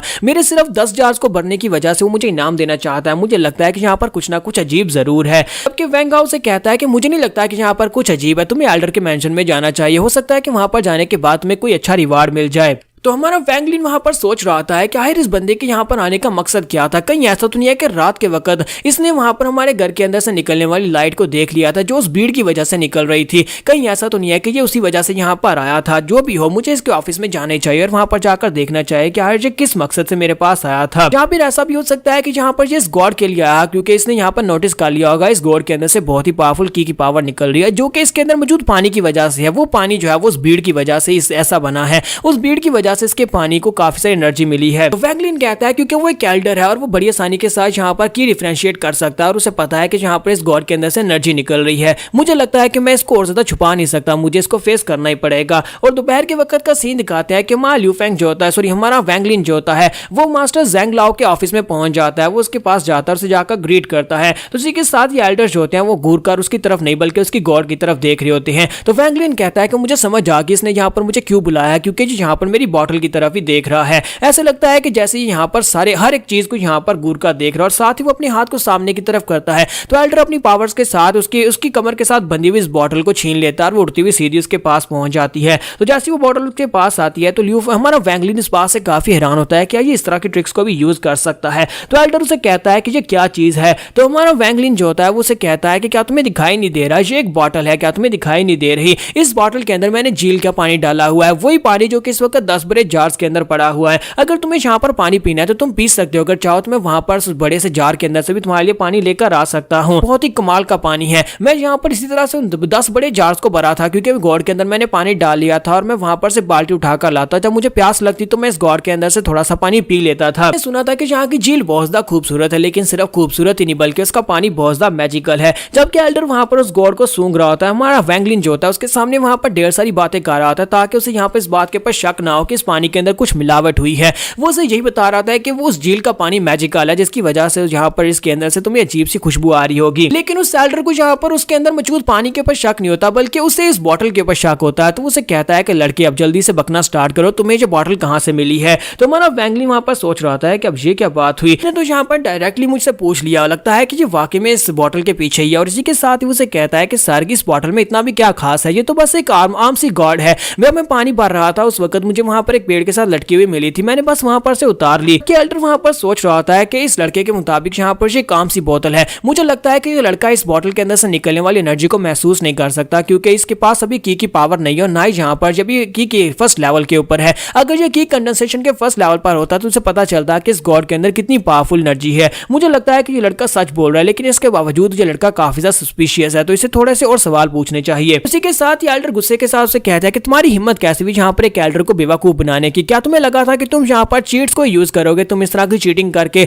इस तरह से जल्दी से तुम यहाँ पर 10 जार्स को भर दोगे और उसके बाद में कोई पूछने वाला नहीं है। तुम हैंगजुई सेक्टर में रुकना नहीं चाहते, क्या तुम चाहते हो कि तुम्हें यहाँ से निकाल दिया जाए। तो हमारा वैंगलिन से कहता है कि अब इस बात का क्या मतलब है, तुम लोग यहाँ पर से मुझे क्यों निकालना चाहते हो। मैंने तुम्हें बताया ना कि इसके अंदर कुछ भी स्पेशल नहीं है, मैंने बस यहाँ पर तुम्हारी दी हुई टास्क को पूरा किया, मैंने उन 10 जार्स को भर दिया। अब क्या एल्डर से कहता है कि तुम यहाँ पर फिर से मुझे बेवकूफ बनाने की कोशिश कर रहे हो, तुम्हें क्या लगता है कि मैं तुम्हारी बातों के ऊपर यकीन करूंगा। जल्दी से बताओ कि तुम्हें ये बॉटल कहाँ से मिली है। तो हमारा वैंगलिन से कहता है कि मैंने बताया ना कि मुझे ये वहीं पर नदी के किनारे मिली थी। जबकि एल्डर से कहता है कि अपनी बकवास बंद करो, अब जल्दी से मुझे बताना स्टार्ट करो। अगर तुम सच्ची बताओगे तो फिर मैं यहाँ पर तुम्हें माफ कर दूंगा, लेकिन अगर तुम फिर से झूठ बोलोगे तो मैं तुम्हें खुद यहाँ पर हैंगजुई सेक्टर से बाहर निकाल दूंगा। तो इसी के साथ ही हमारा वैंगलिन सोच रहा था कि मुझे यहाँ पर अब ज्यादा एक्शन लेना होगा, और वो चिल्लाकर उसे कहता है कि तुम यहाँ पर क्या कहने की कोशिश कर रहे हो। मैं यहाँ पर तुम्हारे मिशन को पूरा कर रहा था, तुम लोगों ने मुझे एक टास्क दी, पिछले 4 दिन से मैं यहाँ पर अपनी टास्क को पूरा करने के लिए नीचे ऊपर यानी कि सीढ़ियों से नीचे जाता, बाल्टी को भर के लाता, जार के अंदर आकर डाल देता, यहाँ तक कि मुझे खाना खाने का टाइम भी नहीं मिला। अगर मेरी मदर यहाँ पर मेरे लिए मीठे आलू नहीं बेचती तो मैं तो यहाँ पर भूख से मर चुका होता। पिछले 4 दिन से मैंने यहाँ पर ठीक से खाना नहीं खाया। तुम लोग यहाँ पर एक सेक्टर बनाकर बैठे हुए हो, तुम लोग हमसे यहाँ पर मजदूरों की तरह काम करवाते हो, लेकिन उसके बाद हमें यहाँ पर प्रॉपर खाने के लिए भी कुछ नहीं देते। मुझे लगता है कि यहाँ पर तुम्हारे सेक्टर का डिसाइपल बनकर मैंने बहुत बड़ी गलती कर दी। यहाँ पर हमें कोई ट्रेनिंग नहीं दी जा रही, बल्कि यहाँ पर हमें तो मजदूरी सिखाई जा रही है या फिर हमें भूखा मारने की तैयारी की जा रही है। तो एल्डर उसकी बात सुनने के बाद सोच रहे होते हैं कि मुझे लगता है कि इस लड़के से अगर मैं यहाँ बॉटल का राज जानना चाहता हूँ, इस लड़के को अपने पास ही रखना होगा, इसे ऑब्जर्व करना होगा। अगर ये लड़का यहाँ पर से चला गया या फिर इसे सेक्टर से निकाल दिया तो फिर मुझे ये बॉटल का राज नहीं पता चल पाएगा, क्योंकि इस बॉटल के अंदर से बहुत ही पावरफुल एनर्जी निकल रही है। अगर इसे एक बॉटल मिल सकती है तो हो सकता है कि वहां पर और भी ज्यादा बॉटल्स हो सकती हैं, या फिर इस लड़के के पास कोई और सीक्रेट हो सकता है। तो इसी के साथ ही एल्डर उठकर खड़े हो जाते हैं और कहते हैं कि मुझे लगता है कि हमारी गलती है, मुझे इस बारे में नहीं पता था कि यहाँ पर तुम लोगों से मिशन पूरे करवाए जाते हैं और बदले में तुम्हें यहाँ पर खाने को भी प्रॉपर्ली नहीं दिया जाता, तो इस वजह से हमारे सेक्टर ने तुम्हारे साथ बहुत ज्यादा ज्यादती की है। तो तुम ऐसा करो कि तुम यहाँ पर मेरे सर्वेंट बन जाओ। अगर तुम यहाँ पर मेरे सर्वेंट बन जाते हो तो फिर तुम्हें यहाँ पर बहुत ही अच्छे से ट्रीट किया जाएगा। तुम्हारा वैंगलिन उसे कहता है कि नहीं, मेरे फादर तो मुझे जान से मार देंगे अगर उन्हें पता चला कि मैं यहाँ पर किसी एल्डर का नौकर बन गया हूँ। मैं यहाँ पर नौकर बनने के लिए नहीं है, अगर तुम चाहो तो मुझे डिसाइपल बना सकते हो। तो एल्डर उसकी बात सुनने के बाद काफी गुस्सा होता है कि ये मेरी ऑफर को रिजेक्ट कर रहा है, लेकिन साथ ही उसे कहता है अच्छा ठीक है, अगर तुम मेरे डिसाइपल बनना चाहते हो तो फिर ठीक है, तुम मेरे डिसाइपल बन सकते हो। तो ये बात सुनने के बाद वैंगलिन बहुत ज्यादा खुश हो जाता है और कहता है क्या वाकई में तुम मुझे अपना डिसाइपल बनाओगे। तो वो कहता है हाँ क्यों नहीं, मैं तुम्हें अपना डिसाइपल बनाऊंगा। तो यहाँ पर हम लोग अपनी एपिसोड 07 का एंड करेंगे। नेक्स्ट एपिसोड में देखेंगे क्या ये एल्डर वाकई में अपना डिसाइपल बनाकर इसको कुछ सिखाएगा भी या फिर सिर्फ और सिर्फ इसके पास से कुछ छीनना चाहता है। तो गाइस कैसे हैं आप सब लोग। क्रॉनिकल्स ऑफ अ सेंट के एपिसोड 08 के साथ हाजिर हो। तो लास्ट एपिसोड के एंड पे हमने देखा था कि जब हमारा वैंगलिन जो होता है एल्डर के सामने वहां पर शोर मचाना स्टार्ट करता है, तो एल्डर उसकी बात सुनने के बाद सोच रहे होते हैं कि इसके पास कोई ना कोई सीक्रेट जरूर हो सकता है, अगर मैं इसे अपने पास रख लेता हूँ तो ये सीक्रेट्स मुझे जरूर बताएगा। और इसी के साथ ही उसके सामने ऑफर रखते हैं और कहते हैं ठीक है मेरे डिसाइपल बन जाओ। तुम्हारा वैंगलिन कहता है अगर ऐसी बात हो तो फिर ठीक है, मैं आपका डिसाइपल बनने को तैयार हूँ। फिर साथ ही एल्डर जो होता है उसे लालच देने के लिए अपने पास एक तलिस्मान निकालते हैं और कहते हैं कि मैंने तुम्हें कहा था ना कि उन 10 बड़े जार्स को इतनी जल्दी भरने की वजह से मैं तुम्हें इनाम दूंगा, तो ये तुम्हारा इनाम है। तो हमारा वैंगलिन उसे अपने हाथ में पकड़ता है और उसे कहता है कि सर ये किस लिए है, ये किस काम आएगा, मैं इसका क्या करूंगा। तो एल्डर उसे कहते हैं कि जरा इसे अपने पाँव के ऊपर लगाओ। इसी के साथ ही हमारा वैंगलिन उसे अपने पाँव के ऊपर लपेट लेता है। फिर साथ ही एल्डर उसे कहते हैं कि अब जरा जल्दी से यहाँ पर से बाहर जाओ और जाकर जंप लगाओ। तो वैंगलिन उसे कहता है कि वाकई में ये काम करेगा। तो वो कहता है हाँ ये काम करेगा, अब जल्दी से बाहर जाओ। तो हमारा वैंगलिन जो होता है वहां पर से बाहर आता है। बाहर आने के बाद वो स्टैंस लेता है और बड़ी तेजी के साथ सामने की तरफ भागना स्टार्ट करता है। जैसे ही वो थोड़ा सा भागता है इसी के साथ ही उस तलिस्मन की वजह से वो जंप लगाना शुरू कर देता है।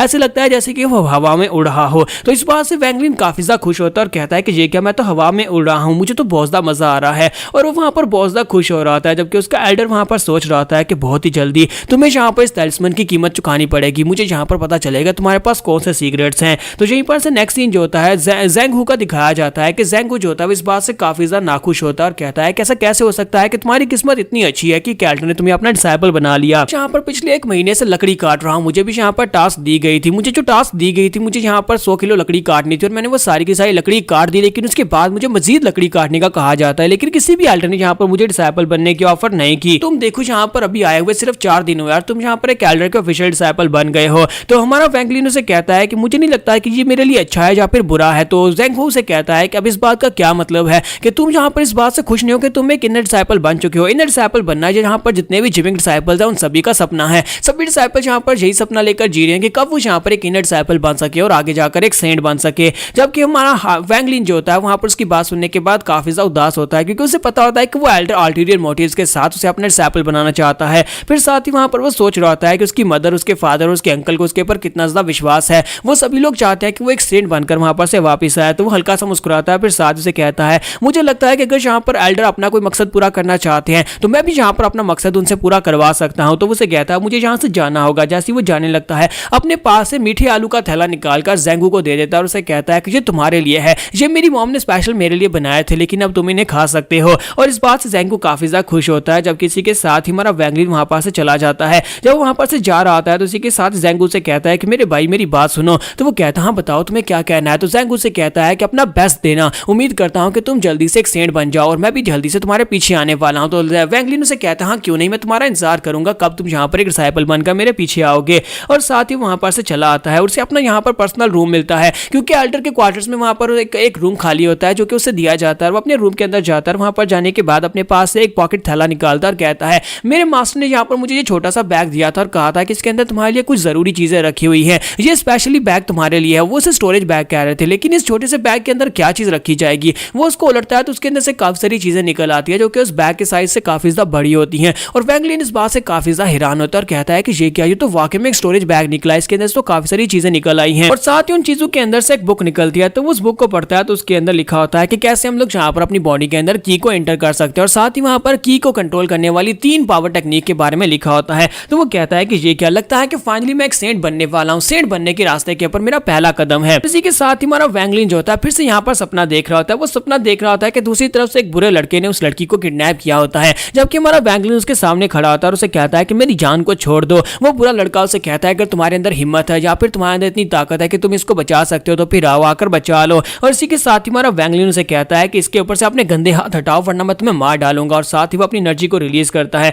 अपनी की पावर को रिलीज करते हुए सामने की तरफ ब्लास्ट करता है। जब वो वहां पर सामने की तरफ ब्लास्ट करता है और इसी के साथ उसकी आंख खुल जाती है, वो अपने बिस्तर के ऊपर लेटा होता है और अपने हाथ के साथ वहां पर इशारे कर रहा होता है। फिर साथ ही वो कहता है कि ये क्या, मैं फिर से यहाँ पर सपना देख रहा था, मैं इतना ज्यादा लकी कैसे हो सकता हूँ कि वो लड़की यहाँ पर मेरे प्यार में पड़ जाए और मैं उसे जाकर किसी गुंडे से बचाऊं। फिर साथ ही उठता तैयारी करता है और अपने रेड कलर की ड्रेस पहन लेता है। तो फाइनली इसे भी यहाँ पर एक रेड कलर की ड्रेस मिल चुकी है। तो वो कहता है कि ऑफिशियल डिसाइपल बनकर मुझे काफी ज्यादा अच्छा महसूस हो रहा है, इसकी फीलिंग ही अलग है। फिर साथ ही वो कहता है कि चलो अब जबकि मैं डिसाइपल बन चुका हूँ और सुबह की शुरुआत यहाँ पर अपनी बॉडी के अंदर की पावर लेकर करते हैं, क्योंकि अब मैं ऑफिशियल डिसाइपल हूँ तो मुझे यहाँ पर की कंसंट्रेशन को अपनी बॉडी के अंदर दाखिल करना होगा। और वो उस बुक के मुताबिक वहां पर उसके पहले चैप्टर के मुताबिक बैठ जाता है। वहीं पर बैठकर वो कल्टीवेट करना स्टार्ट करता है ताकि वो अपने आसपास जो इर्द गिर्द मौजूद की पावर है वो सारी की को अपनी बॉडी के अंदर ले और उसके साथ उसे अपनी कोर के अंदर डालकर अपनी कोर को एक्टिवेट कर सके। क्योंकि अभी फिलहाल के लिए इसके पास 0 पावर है, इसके पास कोई की पावर नहीं है। उसे एक्टिवेट करने के लिए उसे यहाँ पर काफी सारी की कंसंट्रेशन की जरूरत है, लेकिन उस रूम के अंदर इतनी सारी की पावर नहीं होती। तो वो वहां पर थोड़ी देर मेडिटेट करने के बाद निराश हो जाता है और कहता है कि यहाँ पर तो की पावर बहुत ज्यादा लो है, इतनी लो पावर के साथ तो मैं सारी जिंदगी लगा रहा हूँ तब भी यहाँ पर मेरी बॉडी के अंदर की पावर नहीं जा पाएगी। फिर साथ ही वो कहता है कि चलो बाहर चल के देखते हैं, हो सकता है कि लोकेशन चेंज करने से यहाँ पर कुछ फर्क पड़ जाए। और बाहर जाने के बाद वो जाता है तो वहां पर गार्डन होता है, उसके मास्टर का वहां पर गार्डन होता है जिसके अंदर उसने कुछ स्पिरिचुअल हर्ब्स लगाए होते हैं। तो वो कहता है कि यहाँ पर कुछ जड़ी बूटियां लगी हुई हैं जो कि स्पिरिचुअल हर्ब्स हैं, इनके अंदर से जो की पावर निकल रही है, इस की पावर की मदद से मैं यहाँ पर अपनी बॉडी के अंदर की पावर को एब्जॉर्ब करके अपने आप को बेहतर बना सकता हूँ। और वहीं पर बैठ जाता है। जब वो गार्डन में बैठकर वहां पर कल्टीवेट करना स्टार्ट करता है, इसी के साथ उसे महसूस होता है कि आसपास से काफी सारी की एनर्जी उसकी बॉडी के अंदर आ रही है। उसे महसूस हो रहा है जैसे उसकी बॉडी के अंदर कीड़े चल रहे हों। तो वो कहता है कि फिर से वही फीलिंग आ रही है, इसका मतलब यह है कि की एनर्जी मेरी बॉडी के अंदर जा रही है। लेकिन साथ ही मास्टर उसके पीछे आकर खड़े हो जाते हैं और उसे कहते हैं कि बेवकूफ बच्चे, तुम्हारी हिम्मत कैसी भी यहाँ पर मेरे गार्डन में बैठकर अपने आप को कल्टीवेट करवाने की। और इस बात से हमारा वैंगलिन काफी ज्यादा घबरा जाता है और कहता है कि मास्टर आप यहाँ पर क्या कर रहे हैं। तो मास्टर उसे कहता है कि तुम्हें किसने परमिशन दी कि मेरे गार्डन के अंदर बैठकर यहाँ पर तुम कल्टीवेट कर सकते हो। तो वैंगलिन कहता है मास्टर क्या यहाँ पर बैठकर कल्टीवेट नहीं कर सकता। तो उसका मास्टर उसे कहता है बेवकूफ बच्चे, क्या तुम्हें पता भी है कि यहाँ पर जो जड़ी बूटियां और जो फूल पौधे लगाए गए हैं वो कितने ज्यादा कीमती हैं और सारे के सारे स्पिरिचुअल हर्ब्स हैं। अगर तुम्हारी कल्टीवेट करने की वजह से अगर तुमने इन सभी के अंदर से इनकी एसेंस को एब्जॉर्ब कर लिया तो ये सभी के सभी जलकर खाक हो जाएंगे, यानी कि खराब हो जाएंगे या फिर मर जाएंगे, मुरझा जाएंगे। तो फिर यहाँ पर इन सभी की जिम्मेदारी कौन लेगा, क्या तुम यहाँ पर इनकी पेमेंट दोगे। तो वो उनसे माफी मांगता है और कहता है कि प्लीज सर मुझे माफ करिएगा, मैं दोबारा ऐसा नहीं करूंगा। तो उसके मास्टर से कहते हैं कि मैं यहाँ पर तुम्हें अपने पास एक क्रिस्टल दे सकता हूँ जिसकी मदद से एनर्जी तुम्हारी बॉडी के अंदर तेजी के साथ जाएगी, लेकिन उसके लिए तुम्हें मेरे लिए एक काम करना होगा। क्या तुम वैसी एक बॉटल मेरे लिए ढूंढ कर ला सकते हो जैसे तुम पहले लेकर आए थे। तो वो उनसे कहता है कि वाकई मुझे सिर्फ और सिर्फ एक बॉटल ढूंढ कर लानी है। तो एल्टर से कहते हैं हाँ तुम्हें सिर्फ और सिर्फ एक बॉटल ढूंढ कर लानी है, जाओ जल्दी से जाओ इस बॉटल को ढूंढ कर ले आओ। तो हमारा वैंगलिन कहता है हाँ क्यों नहीं सर, मैं अभी जाकर उसी लेक के किनारे ढूंढना स्टार्ट करता हूँ जहां पर से मुझे वो पिछली बॉटल मिली थी। हो सकता है कि वहां पर एक और बॉटल हो, मैं जल्दी से उसे ढूंढ कर लाता हूँ। और इसी के साथ ही वहां पर से बॉटल ढूंढने के लिए निकल पड़ता है। तो वो वहां पर लेक की तरफ जा रहा होता है, साथ ही गाना गाता गुनगुनाता वहां पर जा रहा था, जबकि उसे पता होता है कि उसका मास्टर उसका पीछा कर रहा है। तो एक जगह के ऊपर रुकने के बाद वो कहता है लगता है कि मैं रास्ता भूल गया, और साथ ही वो पीछे की तरफ मुड़ता है। वो जानबूझकर पीछे मुड़ता है ताकि वो कंफर्म कर सके कि उसका मास्टर उसके पीछे है या नहीं। तो मास्टर जल्दी से अपने आप को वहां पर पेड़ के पीछे छुपा लेता है। तो पीछे आने के बाद वहां पर वो पांव के निशान देखता है और कहता है मुझे पता था कि मास्टर यहीं पर मेरा पीछा कर रहे हैं, मुझे लगता है कि वो यहाँ पर मेरे सीक्रेट्स को जानना चाहता है कि आखिर मैं उस गॉड को कहां पर से लेकर आया था। आखिर उस बॉटल के अंदर जो स्पेशल पानी था, यानी कि उस बॉटल के अंदर से जो की पावर निकल रही थी, क्योंकि इसे पानी के बारे में तो नहीं पता, इसे बॉटल के बारे में पता है। तो मुझे यहाँ पर इससे जो बात छुपानी होगी, मैं इसे यहीं पर घुमाता फिराता हूँ। और इसी के साथ ही हमारा वैंगलिन वहां पर उसको उल्लू बनाना स्टार्ट कर देता है, यानी कि वो जानबूझकर वहां पर आसपास घूमना शुरू कर देता है और वहीं पर जाकर एक नदी के पास बैठ जाता है और कहता है क्यों ना यहाँ पर बैठकर कल्टीवेट किया जाए, ये जगह बहुत ज्यादा अच्छी है। जबकि उसका मास्टर सोच रहा होता है कि मैं तो यहाँ पर इस बेवकूफ को भेजा था कि बॉटल ढूंढ कर लाए, लेकिन ये बेवकूफ यहाँ पर नदी के किनारे बैठकर कल्टीवेट करना शुरू कर दिया। आखिर से लड़का अगर मुझे बेवकूफ बना रहा तो फिर मैं इसे बिल्कुल भी नहीं छोड़ूंगा। यहाँ पर हमारी एपिसोड 08 का एंड करेंगे और नेक्स्ट एपिसोड में देखेंगे क्या हमारा वैंगलिन अपने मास्टर को बेवकूफ बना पाएगा या फिर इसका मास्टर यहाँ पर इससे कोई चीज छीनने वाला है। एपिसोड की एक्सप्लेनेशन अच्छी लगी हो तो कमेंट करके जरूर बताइएगा, वीडियो को लाइक करना मत भूलिएगा। Thank you. तो गाइस कैसे हैं आप सब लोग, क्रॉनिकल ऑफ अ सेंट के एपिसोड 09 के साथ हाजिर हो। तो लास्ट एपिसोड के एंड पे हमने देखा था कि हमारा वैंगलिन जो था वो नदी के किनारे जाकर बैठ जाता है, वहां पर बैठकर कल्टीवेट करना शुरू कर देता है, जबकि उसका मास्टर बेचारा वहीं पर खड़ा सारा दिन इंतजार करता रहता है कि कब यहाँ पर से उठे और जाकर अपना सीक्रेट दिखाए, यानी कि उस बॉटल को ढूंढ कर लाए। तो दोपहर के वक्त वो फिर से उठता है और कहता है कि मैंने यहाँ पर बैठकर कल्टीवेट किया, जहाँ पर कल्टीवेट करना काफी ज्यादा बेहतर साबित हुआ, क्योंकि यहाँ पर नदी और आसपास के पेड़ पौधों के अंदर से जो एनर्जी निकल रही थी वो काफी ज्यादा इफेक्टिव थी। फिर साथ ही वो कहता है कि चलो यहाँ पर आप आगे बढ़ते हैं और जाकर उस बॉटल को ढूंढना स्टार्ट करते हैं। जबकि उसका मास्टर सोच रहा होता है कि ये बेवकूफ लड़का, मुझे लगता है कि इस बेवकूफ लड़के की बैठ कर टांगे दुख रही होंगी, क्योंकि ये काफी देर से एक ही जगह के ऊपर क्रॉस लॉक करके बैठा हुआ था, जबकि हमारे वैंगलिन की वाकई वहां पर टांगे सो चुकी होती हैं। और आपको पता है कि टांगे सोना क्या होता है, क्योंकि उसकी टांगे वहां पर बैठकर नाम हो चुकी हैं। और इसी के साथ ही मास्टर जैसे उसके पीछे चलना स्टार्ट करता है तो मास्टर कहता है कि यहाँ पर खड़े खड़े मेरी टांगे भी दर्द करना शुरू कर दी। और दूसरी तरफ वैंगलिन को दिखाता है कि वो चलते हुए जा रहा था। इसी के साथ उसे फिर से वहां पर एक पेड़ मिलता है, उस पेड़ के ऊपर वही गॉड्स लटकी होती हैं और वहां पर एक गॉड जो होती है वो पकी हुई होती है। तो वो कहता है कि मैं कितना ज्यादा लकी हूं, मुझे यहाँ पर एक गॉड मिल गई, मैं जाकर मास्टर को ये वापस दूंगा। और वो उस गॉड को वहां पर से उखाड़ लेता है और उसे वहां पर से लेने के बाद वापस आ जाता है। और उसका मास्टर जो होता है वो उससे भी पहले वापस पहुंच जाता है, लेकिन उसने वहां पर से काफी सारी गॉड्स खुद उतारी होती है, क्योंकि वो यही देखने के लिए तो उसके पीछे गया था। तो वैंगलिन वापस आने के बाद आता है और कहता है कि मास्टर देखो मैं तुम्हारे लिए बॉटल ले आया हूं। तो मास्टर उस गॉड यानी बॉटल को अपने हाथ में पकड़ता है और उसे कहता है कि ये वैसी बिल्कुल भी नहीं है जैसी मैंने तुमसे कहा था। जबकि वैंगलिन उसे कहता है कि मास्टर ये बिल्कुल वैसी है जैसी मैंने पहले वहां पर से उतारी थी। पहले मुझे यहाँ पर एक पौधे के साथ ही लगी हुई एक बॉटल मिली थी और उसी बॉटल को मैं यहाँ पर दोबारा से उखाड़ कर ले आया, वैसे ही पौधा था, बिल्कुल सेम टू सेम वैसा ही है। तो मास्टर से कहता है कि नहीं मुझे ये वाली गॉड बिल्कुल भी नहीं चाहिए, मुझे उसी तरह की गॉड चाहिए थी जैसी तुम्हारे पास पहले वाली थी, जिसके अंदर से बहुत सारी की एनर्जी निकल रही थी। तो हमारा वैंगलिन उसे कहता है कि मास्टर यहाँ पर आप किसकी बात कर रहे हैं, कौन सी की एनर्जी निकल रही थी। तो उसका मास्टर वहां पर सोच रहा था कि ये बेवकूफ बच्चा अभी यहाँ पर की कंसंट्रेशन के फर्स्ट लेवल के ऊपर भी नहीं है, इसी वजह से यहाँ पर किसी भी चीज के अंदर से निकलने वाली की पावर पावर को महसूस नहीं कर सकता। इसी वजह से मुझे लगता है कि इस बेवकूफ को उस बारे में नहीं पता होगा, इसने वहां पर उस गॉड को अपने पास रखा हुआ था और उसके अंदर से पानी पी रहा था और उसके बाद मैंने उसको महसूस कर लिया और उसके पास से ले लिया। इसी वजह से अब ये यहाँ पर इस तरह की गॉड उठार कर ले आया है। हालांकि मैंने उस पौधे को जाकर पूरी तरह से चेक किया था, उसके ऊपर जितने भी गॉड्स लगी हुई थी वो सारी की सारी बिल्कुल नॉर्मल थी, उनके अंदर से कोई भी की पावर निकल नहीं रही थी। तुम्हारा वैंगलिन उनसे कहता है कि मास्टर मैंने यहाँ पर इस बार में कुछ भी नहीं सुना, आप यहाँ पर क्या कह रहे हैं? आपने यहाँ पर कहा था कि अगर मैं यहाँ पर आपके लिए गॉड लेकर आऊंगा तो आप मुझे इनाम देंगे, मेरा क्रिस्टल कहाँ पर है? तो प्लीज मास्टर मुझे यहाँ पर मेरा क्रिस्टल दे दे। उसका मास्टर सोच रहा था कि मुझे लगता है कि अब यहाँ पर इसके पीछे पूरा एक दिन जाया करने के बाद मुझे लगता है कि अगर मैं यहाँ पर इस लड़के को इसकी कंसंट्रेशन के फर्स्ट लेवल पर पहुंचा देता हूं तो उसके बाद ये लड़का अपने सीक्रेट्स मुझे बता देगा, या फिर ये लड़का यहाँ पर इन बॉटल्स के अंदर से एनर्जी को महसूस करना शुरू कर देगा और उसके बाद मेरे लिए वैसी एक बॉटल और ढूंढ कर ले आएगा, क्योंकि पहली वाली बॉटल के अंदर से जो एनर्जी निकल रही थी वो सारी की सारी तो मैंने ऑब्जर्व कर ली है। फिर साथ ही मास्टर अपने पास से क्रिस्टल निकाल कर उसे दे देते हैं और कहते हैं कि ये लो, ये वो क्रिस्टल है, इसको यहाँ पर अपने लिए यूज करो, इसकी मदद से तुम यहाँ पर अपनी बॉडी के अंदर काफी सारी की एनर्जी को ऑब्जर्व कर सकते हो। 10 दिन के अंदर अंदर तुम्हें इस क्रिस्टल की एनर्जी को ऑब्जर्व करके अपने आप को की कंसंट्रेशन के फर्स्ट लेवल पर पहुंचाना होगा। तो वो कहता है कि मास्टर क्या वाकई में यहाँ पर ऐसा हो सकता है? तो वो कहते हैं हाँ ऐसा हो सकता है, आप जाओ जल्दी से यहाँ से चले जाओ। और इसी के साथ ही हमारा वैंगलिन वहां पर से उस क्रिस्टल को लेकर बाहर निकल आता है, जबकि उसका मास्टर सोच रहा था कि मुझे यहाँ पर इस बेवकूफ की बिल्कुल ही परवाह नहीं है, ना ही मुझे यहाँ पर इसकी परवाह, ना ही मैं यहाँ पर इस बच्चे को रेज करना चाहता हूँ, ना ही अपना डिसाइपल बनाना चाहता हूँ। मैं तो सिर्फ और सिर्फ अपने मकसद के लिए से यहाँ पर ये क्रिस्टल भी दे रहा हूँ। अगर ये क्रिस्टल लेने के बाद भी ये मुझसे झूठ बोलेगा और मुझे वहां पर वैसी एक गॉड लेकर नहीं देगा तो इसका मतलब यह है कि ये मुझसे झूठ बोल रहा है और मैं यहाँ पर इस लड़के को पर्सनली अपने हाथों के साथ मार डालूंगा। तो मानो वैंगलिन जो था अपने रूम के अंदर चला जाता है और उस क्रिस्टल को लेकर जाकर उसकी एनर्जी को ऑब्जर्व करने के लिए, जबकि उसका मास्टर उसके लिए वहां पर एक स्पेशल केमिकल बनाकर लेकर आ रहा था, एक स्पेशल काढ़ा बनाकर लेकर आ रहा था। साथ ही सोच रहा था कि ये एक बहुत ही स्पेशल मेथड है,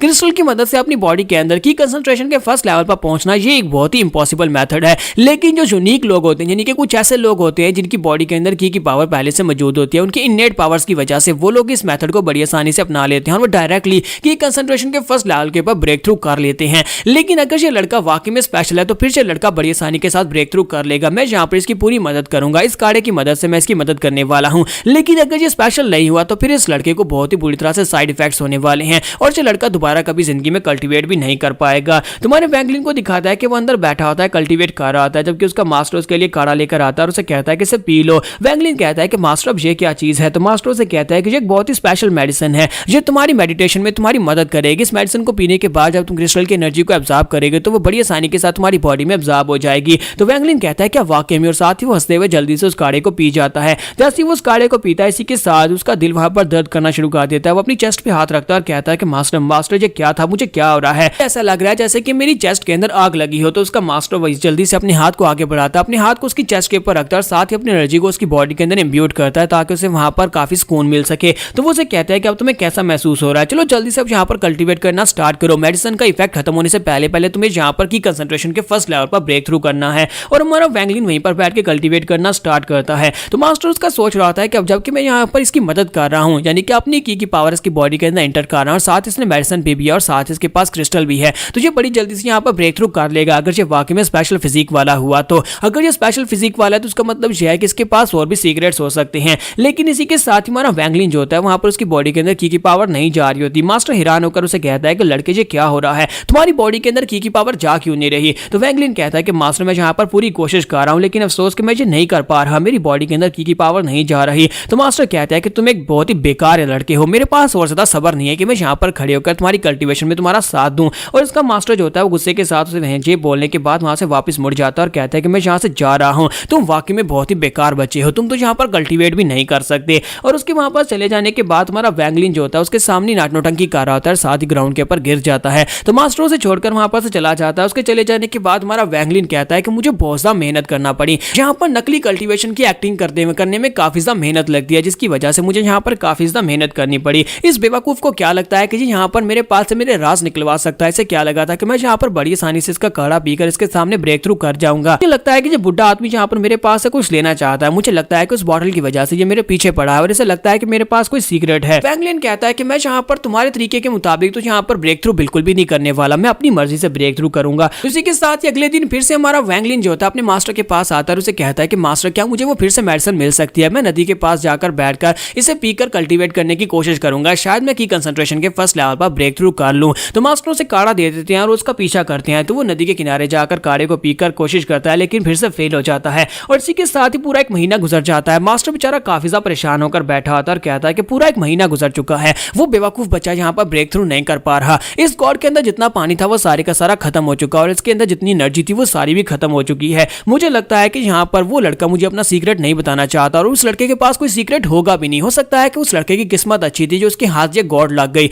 और मुझे नहीं लगता कि उसके पास यहाँ पर कोई सीक्रेट है। अब जबकि उसके पास कोई सीक्रेट नहीं है तो फिर मैं किसी ऐसे बेकार बच्चे को जो कि की कंसंट्रेशन के फर्स्ट लेवल पर ब्रेक थ्रू भी नहीं कर सकता, उसे अपने डिसाइपल तो बिल्कुल भी नहीं बना सकता। मुझे यहाँ पर उस लड़के से छुटकारा पाना होगा, मुझे उस लड़के को जान से मारना होगा ताकि वो लड़का जो है यहाँ पर उसकी एग्जिस्टेंस खत्म हो जाए। इसी के साथ ही मास्टर जो होता है उसी वक्त फैसला कर लेता है, उठकर खड़ा हो जाता है, काफी ज्यादा गुस्से में होता है। वो कहता है कि मैं उस बच्चे को बिल्कुल भी नहीं छोड़ूंगा। उस लड़के ने यहाँ पर मुझे पूरे एक महीने के लिए बेवकूफ बनाया, मैं पूरे एक महीने के लिए उसका पीछा कर रहा था लेकिन मेरे हाथ बिल्कुल खाली हैं। और इसी के साथ ही बाहर फिर से बारिश हो रही होती है, बिजली चमक रही होती है और हमारा वैंगलिन जो होता है वो अपने बिस्तर के ऊपर बड़े आराम से लेटा होता है और वहीं पर सोते सोते वो सपना देख रहा होता है कि उसने ब्रेक थ्रू कर लिया और वो काफी ज्यादा खुश हो जाता है और कहता है कि देखो मैंने यहाँ पर ब्रेक थ्रू कर लिया। इसी के साथ उसके सामने उसका मास्टर आकर खड़ा आ जाता है तो वो उसे देखकर बहुत ज्यादा घबरा जाता है। तो वैंगलिन अपनी आंखें खोलता है और कहता है कि ये तो सिर्फ एक सपना था, असल में मास्टर वहां पर नहीं था। लेकिन जैसे वो अपनी आंखें खोलकर साइड के ऊपर देखता है उसका मास्टर वहीं पर उसके कमरे में खड़ा होता है तो वो उसे देखकर जल्दी से उठकर बैठ जाता है और कहता है कि मास्टर तुम यहाँ पर क्या कर रहे हो। तो उसका मास्टर जल्दी से अपना हाथ आगे बढ़ाता है, उसको गले से पकड़ता है, उसका गला दबाना शुरू कर देता है और कहता है बेवकूफ बच्चे, मैं यहाँ पर अब तुम्हारी और ज्यादा बेवकूफी को बर्दाश्त नहीं करने वाला, तुम्हें यहाँ पर मरना होगा। और साथ ही वो उसका गला दबाना शुरू कर देता है। जबकि हमारा वैंगलिन सोच रहा था कि ये तो वाकई में मुझे मारना चाहता है, क्या मैं यहाँ पर इसे भीड़ के बारे में बता दूं कि मेरे पास जो सीक्रेट चीज है वो एक भीड़ है जिसके अंदर से वो सारी एनर्जी निकलती है। यहाँ पर हम लोग अपनी एपिसोड 09 का एंड करेंगे। नेक्स्ट एपिसोड में देखेंगे कि आगे हमारा वैंगलिन क्या करेगा, क्या वो इसे भीड़ के बारे में बता देगा या फिर यहाँ पर मर जाएगा। तो एपिसोड की एक्सप्लेनेशन अच्छी लगी तो कमेंट करके जरूर बताइएगा, वीडियो को लाइक करना मत भूलिएगा। Thank you. तो गाइस कैसे हैं आप सब लोग। क्रॉनिकल्स ऑफ अ सेंट के एपिसोड 10 के साथ हाजिर हो। तो लास्ट एपिसोड के एंड पे आपने देखा था हमारा वैंगलिन जो होता है वहां पर मुश्किल में पड़ जाता है क्योंकि उसके मास्टर जो होते हैं यानी एल्डर जो होते हैं उसके रूम के अंदर आ जाते हैं और वहां पर आने के बाद उसको गले से पकड़ते हैं और उसका गला दबाना शुरू कर देते हैं और उसकी आंखों से पता चल रहा होता है कि ये मुझे मार डालेगा। तो वैंगलिन सोच रहा होता है क्या मैं यहाँ पर अपने मास्टर को उस भीड़ के बारे में बता दूं, मैं अपने सीक्रेट के बारे में इनको बता दूं। वो उसका गला बहुत ही जोर से दबा रहा होता है और साथ ही बेचारे के आंसू बह लेते हैं और उस बेचारे का मुंह से पानी भी निकल रहा होता है और साथ ही वो सोच रहा होता है मैं यहाँ पर मरने वाला हूँ, मैं मरने वाला हूँ। लेकिन इसी के साथ ही मास्टर उसे उठाकर फेंक देते हैं और कहते हैं नहीं तुम इस लायक नहीं हो कि मैं यहाँ पर तुम्हें मारकर अपने हाथ गंदे करूं, तुम्हारे जैसे बेकार बच्चे को मैं अपने हाथों से क्यों मारने वाला हूं। साथ ही मैं यहाँ पर तुम्हारे जैसे बेकार बच्चे को अपना डिसाइपल भी नहीं रख सकता और तुम यहाँ पर मेरी रेपुटेशन को खराब कर रहे हो, इसलिए यहाँ से दफा हो जाओ। अगर दोबारा यहाँ पर कभी मेरे सामने आए तो फिर मैं तुम्हें जरूर मार डालूंगा, इसलिए दोबारा कभी मेरे सामने मत आना। और अगर कभी फ्यूचर में तुम्हें उस तरह की बॉटल मिल जाती है तो उस बॉटल को लेकर मेरे पास चले आना, लेकिन अगर तुम्हें नहीं मिलती तो दोबारा कभी अपनी शक्ल भी मत दिखाना। और साथ ही वो उसके कपड़े भी उठाकर बाहर फेंक देता है, बारिश हो रही होती है और उसे क्वार्टर से बाहर फेंक देता है। तो हमारा वैंगलिन जो होता है बाहर वहां पर पड़ा होता है मास्टर से मार खाने के बाद। साथ ही वहां पर वो याद कर रहा होता है कि पूरे सेक्टर में सभी लोग किस तरह से उसका मजाक उड़ा रहे थे। वो सभी लोगों को याद करता है जो लोग उसके खिलाफ है। तो वो कहता है कि ये सभी लोग मुझे बहुत ज्यादा कमजोर समझते हैं, ये सभी लोग समझते हैं कि मेरी औकात है कीड़े से ज्यादा कुछ भी नहीं है, लेकिन मैं इन सभी लोगों को दिखाऊंगा कि मेरी औकात कितनी है, मैं इन सभी को बताऊंगा कि मैं क्या कर सकता हूँ। एक ना एक दिन सभी लोगों को यहाँ पर इस बात को मानना ही पड़ेगा, ये सभी लोग जो है मेरे सामने अपने घुटने टेकेंगे। आज के बाद मैं यहाँ पर बिल्कुल भी नहीं रोने वाला, मैं अपने आप से वादा करता हूँ कि मैं स्ट्रॉन्ग होकर वापस आऊंगा। और यहीं पर से नेक्स्ट सीन जो होता है वो एक छोटे से पुराने हट का दिखाया जाता है। तुम्हारा वैंगलिन जो होता है वापस अपने क्वार्टर्स में नहीं जा सकता और वहां पर से अपने मास्टर के क्वार्टर में तो वो रह नहीं सकता क्योंकि मास्टर ने से वहां से निकाल दिया। तो वो अकेला वहां पर जंगल के अंदर एक छोटे से हट के अंदर रह रहा होता है और वहीं पर बैठकर वहीं पर कल्टीवेट भी करता है। वैंगलिन कहता है कि अब जबकि मास्टर ने मुझे मेंशन से निकाल दिया है लेकिन मुझे लगता है कि इतना बुरा नहीं है। और वो जंगल के अंदर चलता हुआ जा रहा था कि उसी वक्त उसे ज़ैंगू दिखाई देता है। तो ज़ैंगू उसे कहता है कि दोस्त तुम कहां पर जा रहे हो, काफी दिनों के बाद तुम्हें मिल रहा हूं, तो काफी दिनों के बाद तुम दिखाई दे हो, तुम कैसे हो अपने बारे में बताओ जरा। और उसके साथ ही वहीं पर उसके पास बैठ जाता है। तो ज़ैंगू उसे बताता है कि जब से तुमने रूम को छोड़ा है वो येलो स्क्विरल जो है वो वहां पर आकर उसने तुम्हारे बेड के ऊपर कब्जा कर लिया है। तुम्हारा वैंगलिन उसे कहता है कि तुम यहाँ पर किस येलो स्क्विरल की बात कर रहे हो। तो वो कहता है कि वही कमीना जो कि यहाँ पर हमें मिशन देता है, तुम्हें पता है कि वो कितना ज्यादा बुरा है, वो यहाँ पर जानबूझकर हमें ऐसे मिशन देता है जो कि हम पूरा नहीं कर सकते। उसने कहा कि तुम्हारा बेड काफी ज्यादा लकी है क्योंकि तुम्हें यहाँ पर आते ही एक एल्डर ने अपना डिसाइपल एक्सेप्ट कर लिया, इसी वजह से वो तुम्हारे बेड के ऊपर कब्जा करके आकर बैठ गया है। और इसी के साथ हमारा वैंगलिन जो होता है वहां पर उसे माफी मांगता है और कहता है कि प्लीज मुझे माफ करना, मेरी वजह से यहाँ पर तुम्हारी हालत काफी ज्यादा खराब हो गई है, मेरी वजह से वो येलो स्क्विरल जो है वो मेरे बिस्तर के ऊपर आ गया और अब यहाँ पर तुम्हें तंग कर रहा है। तो ज़ैंगू से कहता है कि नहीं तुम्हें यहाँ पर सॉरी बोलने की जरूरत नहीं है, ये सारी की सारी तुम्हारी गलती तो बिल्कुल भी नहीं है। फिर साथ ही ज़ैंगू से पूछता है कि बताओ कि तुम इस वक्त कहाँ पर जा रहे थे। तुम्हारा वैंगलिन उसे बताता है कि यहाँ पर हर महीने के एंड पर हम इन डिसाइपल्स को कुछ स्पेशल एनर्जी पिल्स दी जाती है, मैं वही एनर्जी पिल्स लेने के लिए इस वक्त एल्केमी हाउस की तरफ जा रहा था ताकि वहां पर से जाकर अपने महीने महीने का कोटा लेकर आ सकूं। तो ज़ैंगो से कहता है कि ये तो बहुत ही अच्छी बात है। हालांकि जिमिंग डिसाइपल्स को यहाँ पर बहुत ज्यादा काम करना पड़ता है, लेकिन इसके बावजूद उन्हें यहाँ पर कोई भी फायदा नहीं होता। हालांकि तुम्हें यहाँ पर काम भी नहीं करना पड़ता, फिर भी तुम्हें यहाँ पर पिल्स मिल रही हैं। तुम्हारा वैंग लिन उसकी बात सुनने के बाद आगे से हल्का सा मुस्कुरा देता है, जबकि ज़ैंगो उसे कहता है कि ब्रदर एक बात बताओ। तो वो कहता है हाँ पूछो, तुम क्या पूछना चाहते हो। तो वो उसे कहता है कि सब कुछ ठीक है, क्योंकि तुम्हें देखकर लगता नहीं है कि सब कुछ ठीक है। तुम्हारा वैंग लिन उसे कहता है कि हाँ सब कुछ ठीक है, तुम्हें बिल्कुल परेशान होने की जरूरत नहीं है और ना इस बारे में सोचने की जरूरत है। मैं काफी ज्यादा लेट हो चुका हूँ, मुझे अल्केमी रूम में टाइम से पहुंचना है, इसलिए मैं जा रहा हूँ। प्लीज मुझे माफ करना, मैं वापस तुमसे फिर से कभी मिलने के लिए जरूर आऊंगा। तो ज़ैंगो उसे कहता है कि अच्छा ठीक है, दोबारा तुमसे जरूर मिलूंगा। और साथ ही वो सोच रहा होता है कि मुझे लगता है कि इसके साथ कुछ ना कुछ तो चल रहा है, जहाँ पर कुछ ना कुछ तो गड़बड़ जरूर है, जो ये मुझे बताना नहीं चाहता, क्योंकि इसकी आंखों से पता चल रहा है कि यहाँ पर इसके साथ कुछ बुरा हुआ है। तुम्हारा वैंग लिन जो होता है वहां पर से सीधा अल्केमी हाउस की तरफ चला जाता है। अल्केमी हाउस में जब पहुंचता है तो वहां पर पहले से काफी सारे जूते पड़े होते हैं, जैसे कि वहां पर पहले से काफी सारे डिसाइपल्स मौजूद हैं। तो वो भी अपने जूते उतारता है और इसी के साथ अंदर आ जाता है। वहां पर अंदर आने के बाद सबसे पहले उसके कान में एक आवाज पड़ती है और वो आवाज जो होती है वैंग जू की होती है। तो वैंग जू वहां पर लंबी लंबी छोड़ रहा होता है, या फिर वो सच कह रहा होता है मुझे नहीं पता। वो उन लोगों को बता रहा होता है कि मेरे मास्टर ने मुझे पिछले 3 महीने से कल्टीवेशन करने के लिए सैक्युलेशन में माउंटेन के ऊपर भेजा हुआ था, मैं वहां पर बैठकर कल्टीवेट कर रहा था। अब देखो मैं यहाँ पर कल्टीवेशन कंप्लीट करने के बाद इस वक्त की कंडेंसेशन के फर्स्ट लेवल पर पहुंच चुका हूँ। तो वो लोगों से कहते हैं क्या वाकई में तुम यहाँ पर फर्स्ट लेवल पर पहुंच चुके हो, ये तो बड़ी अमेजिंग बात है, हम इससे कोई भी अभी तक यहाँ पर की कंडेंसेशन के फर्स्ट लेवल तक नहीं पहुंच पाया। तुम्हारा वैंग लिन उसकी तरफ देखता और कहता है ये तो वैंग जू है। साथ ही उसकी नजर वहां पर उसी लड़की के ऊपर पड़ती है, तो वो उस लड़की की तरफ देखता है। तो वो कहता है कि ये क्या, ये लड़की तो वही है, इसकी आवाज बिल्कुल वही है, क्या ये वही लड़की है जिसने मुझे उस दिन पीच दिया था। तो उस लड़की को देखने के बाद वहां पर काफी हैरान होता है, क्योंकि वो वहां पर वैंग जू के साथ बातें कर रही होती है। वैंग जू के लिए वहां पर एक फूल लेकर आया होता है, तो उसी लड़की को वो फूल दे देता है। तो वो लड़की जो होती है अपने हाथ में फूल को लेकर खड़ी होती है, जबकि वहां पर एक और लड़की होती है। वो वैंग जू से कहती है कि लेकिन मैंने तो सुना था कि ये फूल इस माउंटेन के ऊपर आम पाया जाता है, तुमने कहा कि तुम्हें यहाँ पर काफी ज्यादा मेहनत करनी पड़ी इस फूल को लाने के लिए। और इसी के साथ ही वैंग जू की नजर वहां पर वैंग लिन के ऊपर पड़ती है। वो उसकी तरफ देखता और कहता है कि वैंग लिन तुम यहाँ पर क्या कर रहे हो, मुझे तो लगा था कि तुम इस वक्त अपने घर पर अपनी मॉम डैड के साथ होगे, क्योंकि तुम्हारे डैड ने कहा था कि तुम उनके साथ लकड़ी काटने का बिजनेस करने वाले हो। वहां पर जो दूसरी लड़की होती है वो उससे पूछती है वैंग जू क्या तुम इस लड़के को जानते हो, क्या तुम्हें पता है कि ये हैंगजू सेक्टर में काफी ज्यादा फेमस है। तो वो कहता है क्या ये फेमस है, मुझे इस बारे में क्यों नहीं पता। तो दूसरा लड़का उसे कहता है क्योंकि तुम यहाँ पर पिछले 3 महीने से क्लोज डोर कल्टीवेशन के लिए माउंटेन के ऊपर थे, इसी वजह से तुम्हें सेक्टर के बारे में कुछ भी नहीं पता। ये लड़का तो यहाँ पर काफी ज्यादा फेमस है, यहाँ पर ऐसा समझ लो कि ये यहाँ का स्टार बन चुका है। क्या तुम्हें पता है कि यहाँ पर इसे स्कूल में एडमिशन कैसे मिला, इस लड़के ने खुदकुशी करने की कोशिश की थी, इसी वजह से एल्डर्स ने इसके ऊपर तरस खा के इसे यहाँ पर स्कूल का हिस्सा बना लिया, इसे डिसाइपल बना लिया। तो वैंग जू कहता है क्या ऐसी बात है, ये तो बहुत ही बड़ी बेशर्मी की बात है कि ये लड़का हमारी वैंग फैमिली से है, इसकी वजह से हमारी वैंग फैमिली का नाम खराब हो रहा है। जबकि वो लड़की जो होती है यानी हीरोइन जो होती है वो चलाकर उसे कहती है कि तुम सभी लोग यहाँ पर इसका मजाक उड़ाना बंद करो, तुम लोग यहाँ पर हद पार कर रहे हो, तुम्हें ऐसी इस तरह की बात नहीं करनी चाहिए। और इसी के साथ ही वैंग जू से कहता है कि तुम यहाँ पर बीच में मत बोलो, ये हम दोनों कजिन्स की आपस की बात है। और इसी के साथ ही वो जाकर वैंग लिन के सामने खड़ा हो जाता है और उसे कहता है मुझे तुम्हारे बारे में अच्छी तरह से पता है कि तुम और तुम्हारे फादर तुम दोनों ही एक तरह के हो, तुम दोनों यहाँ पर मीठी मीठी बातें करके अपने काम निकलवा लेते हो। मुझे लगता है कि तुमने यहाँ पर खुदकुशी करने का नाटक किया था और साथ ही मीठी मीठी बातें करके एल्डर से अपना काम निकलवा लिया। मुझे तो नहीं पता कि तुम यहाँ पर इनर डिसाइपल कैसे बने हो, लेकिन तुम यहाँ पर अपनी सारी जिंदगी भी कल्टीवेट करते रहो, तभी तुम यहाँ पर की कंडेंसेशन के फर्स्ट लेवल पर नहीं पहुंच पाओगे। तुम्हारा वैंग लिन से कहता है कि तुम्हें इस बात से कोई फर्क नहीं पड़ता मैं जो भी करूं, जबकि वैंग जू से कहता है कि हाँ ये बात तो है, मुझे इस बात से फर्क नहीं पड़ता। जबकि वो लड़की उसे कहती है कि मुझे लगता है कि तुम लोगों को यहाँ पर एक दूसरे से इस तरह से बहस नहीं करनी चाहिए। मुझे लगता है कि यहाँ पर दुनिया में टैलेंट ही जो होता है वो सब कुछ नहीं होता, बल्कि यहाँ पर ये चीज देखी जाती है कि हम लोगों के अंदर विल पावर कितनी है, कि हम लोग यहाँ पर कितनी शिद्दत से इस चीज को चाहते हैं। किसी के पास यहाँ पर विल पावर है तो इसका मतलब यह है कि वो कुछ भी कर सकता है, क्योंकि विल पावर हमेशा यहाँ पर ह्यूमंस को डिफाइन करती है। तो ये बात सुनने के बाद वो सभी लोग एक दूसरे की तरफ देखते हैं, फिर साथ ही वहां पर इस बात को समझते हैं कि यहाँ पर वाकई में ऐसा होता है। लेकिन वैंग जू जो होता है वो यहाँ पर हमारे वैंग लिन की इंसल्ट करने में बिल्कुल कमी नहीं छोड़ता। तो वो उसे कहता है कि तुमने कहा कि यहाँ पर अगर हमारे अंदर विल पावर है तो हम लोग यहाँ पर आगे बढ़ सकते हैं, लेकिन मुझे तो लगता है कि इस लड़के को वापस चले जाना चाहिए, इसे वापस जाकर अपने डैड के साथ वहां पर लकड़ी काटने का बिजनेस करना चाहिए। तो ये बात सुनने के बाद वैंग लिन काफी गुस्सा होता है और उसे कहता है कि मुझसे माफी मांगो। तो ये बात सुनने के बाद वैंग जू से कहता है कि हाँ तुमने क्या कहा। तो हमारा वैंग लिन उसे कहता है कि मैंने कहा कि जल्दी से मुझसे माफी मांगो। तो वैंग जू से कहता है कि मैं यहाँ पर तुमसे माफी क्यों मांगू, मैंने यहाँ पर कुछ भी गलत नहीं कहा, ये तुम्हारे फादर की वर्ड है, तुम्हारे फादर ने खुद ही कहा था कि वो तुम्हें यहाँ पर लकड़ी काटने के काम पर लगाएंगे। सिर्फ इतना ही नहीं है बल्कि तुम्हारे दादा भी बिल्कुल ऐसा ही थे, वो भी बिल्कुल इसी तरह के इंसान थे, उन्होंने यहाँ पर प्रॉपर्टी का हिस्सा मेरे डैड को नहीं दिया, बल्कि तुम्हारे डैड ने वहां पर उनके साथ मीठी मीठी बातें करके